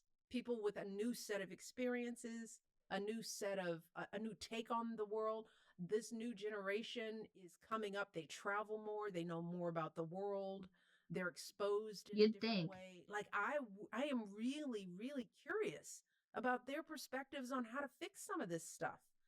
Like we don't have all the answers. Term limits for Congress. That's why we move on. Yeah, it's a great point. It's a really great point. To close us out. Yeah. 2 more questions. Yeah. I want to end on a message of hope because this is it's heavy stuff, but it's like in order to change, in order Was to it? grow, we have to Was have any hope. of We this have heavy? to believe that there is room Absolutely. to move forward.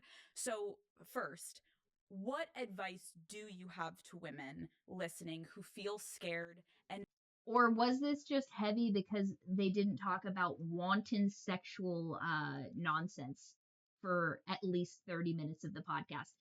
Alex literally just chewing off her own fingernails because she can't talk about something explicit. Like a deranged mental angry patient. about the current state of things and where Hashtag we unwell. are headed as a country? Oh, it goes back to something that I've said throughout this conversation, that we have to be mindful of the context of where we are. And even this time feels difficult, I would argue, because we've had a lot of unfettered growth, right? This has been a unique time of just no war, Population there's growth? been no Great Depression. Oh, I mean, there if you hasn't, look huh? at the history of the country, that's Pretty sure we've been in, 1 second. Let me just double check that.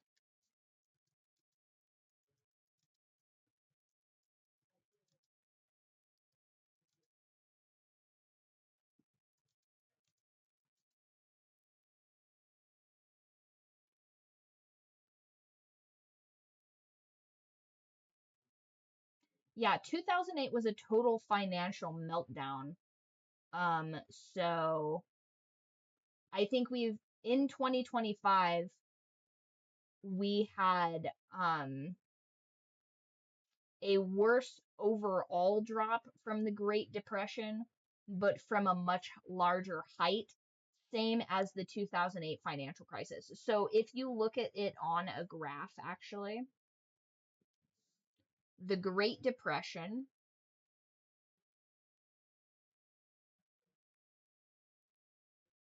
that's crazy. I need to find the Great Recession versus the Great Depression.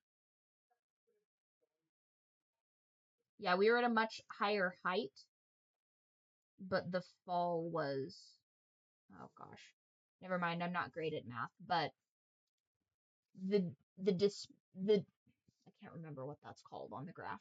I promise I went to college for that, but what a waste, right? this little period. Why it's been, not free of a lot of problems, right? But it's been a real, it's been a continued shot upward. And now we're kind of leveling off a little bit, maybe a dip here or there, and that feels scary. But as Barack said, the arc of the universe is long, but it bends toward justice. It means that you don't get to the place in a straight, direct route, that there are bends and curves along the way. And we may be in a time where we're experiencing Here's the thing. I think that right now, just to add some realism into this dark, dark time, I think if you take the point right now versus 10 years ago, so I'm gonna be 32. Shocker. I had to look that up the other day. Very embarrassing. Because I was like, I don't know. I'm pretty sure, like, I know it's not 30, but it's somewhere between 30 and 35, and I just like fundamentally couldn't do the math. Very embarrassing. Math is like, honestly, you would be shocked at the levels of math that I have documented proof that at one time I could calculate, and it's just in the ether, just bleh, completely gone. Replaced with probably like memes and, cross stitch tutorials or something. But if you take right now, so for the sake of argument, let's say 30, just for simplicity of math for poor me.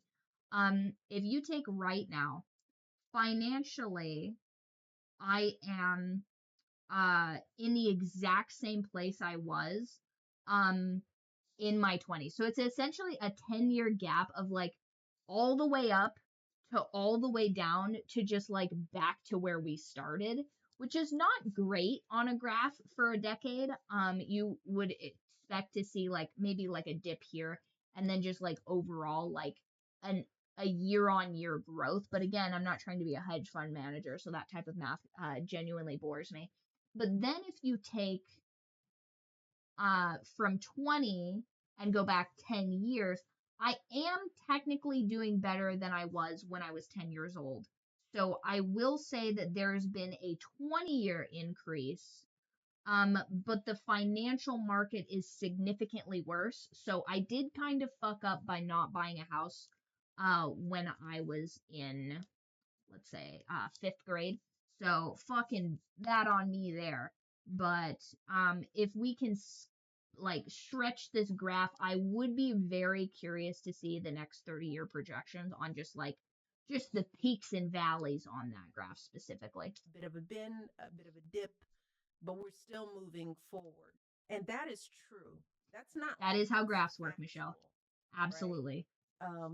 As Barack says all the time, if you could pick any time in human history to be alive, when you think of disease and poverty and science, and equality and openness and access, I think I'd pick would the you pick 1950s. any other time to be alive Yeah, I would than actually. right now? I know Um, I wouldn't, knowing what we can fantasize about Hogwarts and no, I don't no, even no, know no, no, no. what time that took place. 'Cause Yeah, that's not a probably real- about the that 1950s, I that's think. not a real But, story, right? But there If was I had a stuff time that machine was right broken that now, we didn't have, that I'm we didn't pretty sure learn, it's and we've 1950s, learned it now. 1960s, somewhere about there. And That's we're where I'd be going struggling to get to that immediately, next phase. right there. But that Just struggle before the isn't hippies, and I'd be like, guys, just so you know, there's gonna be like a big war that's gonna like just totally be super bad. So we're gonna not do Vietnam. That's gonna be just a big foobar, not good. Because the Vietnam War is gonna lead to like an uprising in like a hippie subculture that's ultimately not gonna be that big of a deal, but is gonna be a huge bummer later on when they keep fucking bringing it up all the time. And they're gonna insist that their weed is the dankest, but I am from the future and I'm here to tell you it's not. And just go crazy with it. And obviously I'd be in an insane asylum at that point. But back then they had shit that wasn't laced with fentanyl, so I would have to say that that'd probably be a pretty decent asylum experience, like all things considered. Also, less people on the road, traffic would be nice if I was indeed permitted to drive. And just all in all, I think like, pollution probably gonna be better, comparatively to, now, back then. Yeah, probably about then is what I would say. mean that we're not making progress. The other thing that I will say is like my experiences throughout my life, particularly as first lady, I've seen this country up close. I've been to many towns and communities, mourned losses, been on military bases, been in homeless shelters, have seen great joys and great pains, but rarely am I disappointed as a whole with who we are as a people. Like That's that is that my is that is experience. motivational. That is a 'Cause great I've first gotten to lady speech be right out there. there in a way that Because most I am people, fundamentally most Americans disappointed don't. with We like live a in good our little 2/3 corners swath of the of the world. people that We I live on our generally blocks, in meet. our neighborhoods. That's how we are. We're humans. We are packed. We live in our small tribes. That's how we are, and we don't know about other tribes, right? I think we know plenty We about know what other we know. tribes, actually, turns out. I've had the chance to experience other tribes, and I don't care what your political affiliation, what religion, we really are wanting and moving towards the same thing. We want to live in communities where we get along. Yeah. We want our kids to be safe and Hmm. have a good education. We want them to maybe be a little bit better off than we Yeah. were. But people aren't fundamentally greedy. You know, my Some people are father was fundamentally a working greedy. class guy. He never wanted to be a millionaire. He never wanted to be a tech giant or an influencer. You know what my dad was, which is like most men, black, white, By the way, the other day in my chat, someone said, I hope you become a billionaire. And that is, if that isn't the canary in the coal mine of how bad things have gotten, that's the new aspirational level. Like, it's not good enough to envision someone successful as a millionaire. It's got to be a billionaire. You have to be a billionaire to have achieved financial success on the grander scale. And it's like, that makes me sick to have to think about. Blue green. He wanted to be able to pay his bills and feed his Yeah. kids and take care of his family and Yeah, maybe you mean the have health basic care. fulfillment of your needs? Yes, He's of like, course. he wasn't competing to be the richest of the rich. In fact, he was like, you can have that. That seems complicated. Also, keep right? in mind though, she did go I'm to good. Stanford, To so me, that's that is most not cheap. Americans. And we can get there because most people don't want that much, but we do have to support each other. We do have to protect one another, and we have to, have policies and principles that protect the greater good. And I think with the right leadership, we're right there. When it doesn't feel fair, people aren't happy. They don't they're not they don't feel comfortable watching other people's pain. I know that about this country. It's just a question of how do we get out of this, and it's complicated, and we like answers that are quick and easy, but most of the stuff is really, really hard, and it takes some time. I don't know if that's hopeful, but to me, it is all possibility. It is hopeful. I think it's what we needed to hear, because I agree with the immediacy. Everyone now is looking for such the answer immediately, or else they're just like, so we're doomed. It's over. And It didn't work. yeah, and I think my last question when I was thinking about that is, yes, at first I was kind of talking about women, but like our world does feel, or our country does feel very divided today. That's a fact, right? Some people, we can't even look at each other anymore. Yeah. And the hate and disgust and vitriol, it's so bitter. Like it's the divide is so big, it almost feels unfixable. And sometimes I think it feels like we've turned away from seeing people's humanity, that it almost feels like to the point that we've almost lost our own humanity, because we can't relate, we can't see, even if we are divided on what side we're on. And so to leave us with this, I guess, and I know you'd be like, well, do you have 10 hours? But in the opposite of what you said, where I'm like, can you give us a quick answer, Michelle? Can you, though, somehow explain, in your opinion, how you think we begin to repair not only what we have lost, but create a new future that is actually inclusive, equal, and respectful of each other? Because right now, it does not feel like we are. I don't want the future to be inclusive or equal. Just to be clear, that is not my ideal future. Everybody, this whole, we're all the same. We're not the same. Men and women are not the same. People of different cultures and classes, they're not the same. That's why there's different iterations of people. Like, we're not gelatinous cubes that are all identical. This is ridiculous. Alex is in her 20s, right? If so, that tracks. Close to that. And don't you get a sense that people are not content in that? Yeah. Right? So let's, Yeah. I think more people are starting to be outspoken about it and realizing, is this what and a lot of people are like, I didn't sign up for this. That is us speaking. That is us, that's our real hearts kind of coming to the fold. I'd like to think, it, didn't happen right away, but it's not like it's been a long, long time. We're not, like, if everybody looks inside, this isn't what we wanted. We want parts of it. There's some things we want. That mix didn't work, but I don't think we're happy in this state. And I think that's a good sign. I mean, if everybody were like, yeah, I'm good. Yeah, I feel great. Merry Christmas, right? I mean, maybe I'd be like, okay, right?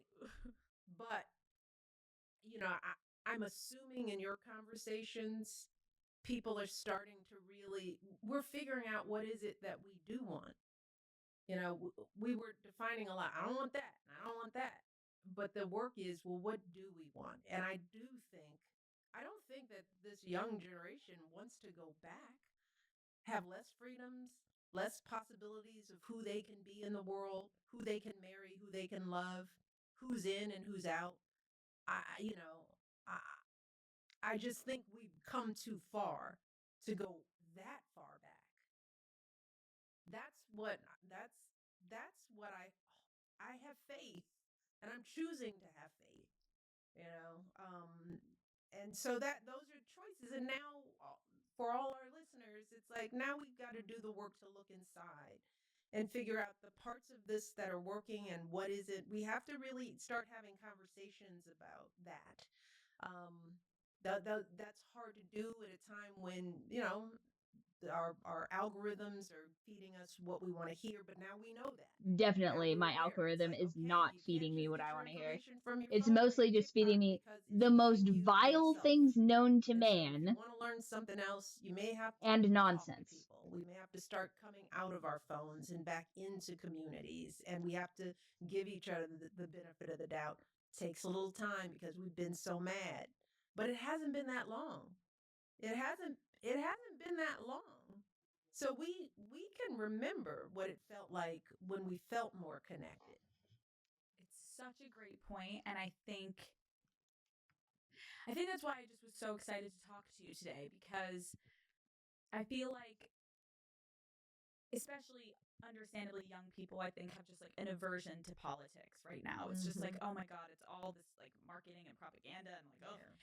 And then again, with social media, we've lost the way where we don't really know who to follow right now. We don't know who to listen to right now. And so that goes back to the beginning of this interview to close it out. It's like, I knew that we could have fun. I know you're funny. And I know we would have a good time, Michelle. Okay, trust me. It's like round two. You'll come back again one day. But it's like, we could have fun, but we needed you. I needed to hear from you, and we needed to absorb this right now because I just felt it. And I try to have such a pulse with my audience on what they're needing. And What I happened felt 3 months this. It's ago like, that was so going urgent to into this have new year, we need this the fresh former first perspective. lady And on so Call I Her Daddy? genuinely cannot thank you enough for gracing me with Oh your my time. God. I know you are beyond busy, but No, this but was like, let me say, Alex, that part of the solution are folks like you, young. You're still, to me, you're young, you're a baby, and it's like proud baby, way to go. Um, Alex, you but are in fact an infant. you've evolved, yeah, and you're building. You understand the power that you have to have different conversations, and you've got this amazing audience. They love you. They're intrigued by you, and there's a reason for that. So that's power. And now you're in the power seat. So what do you do with that?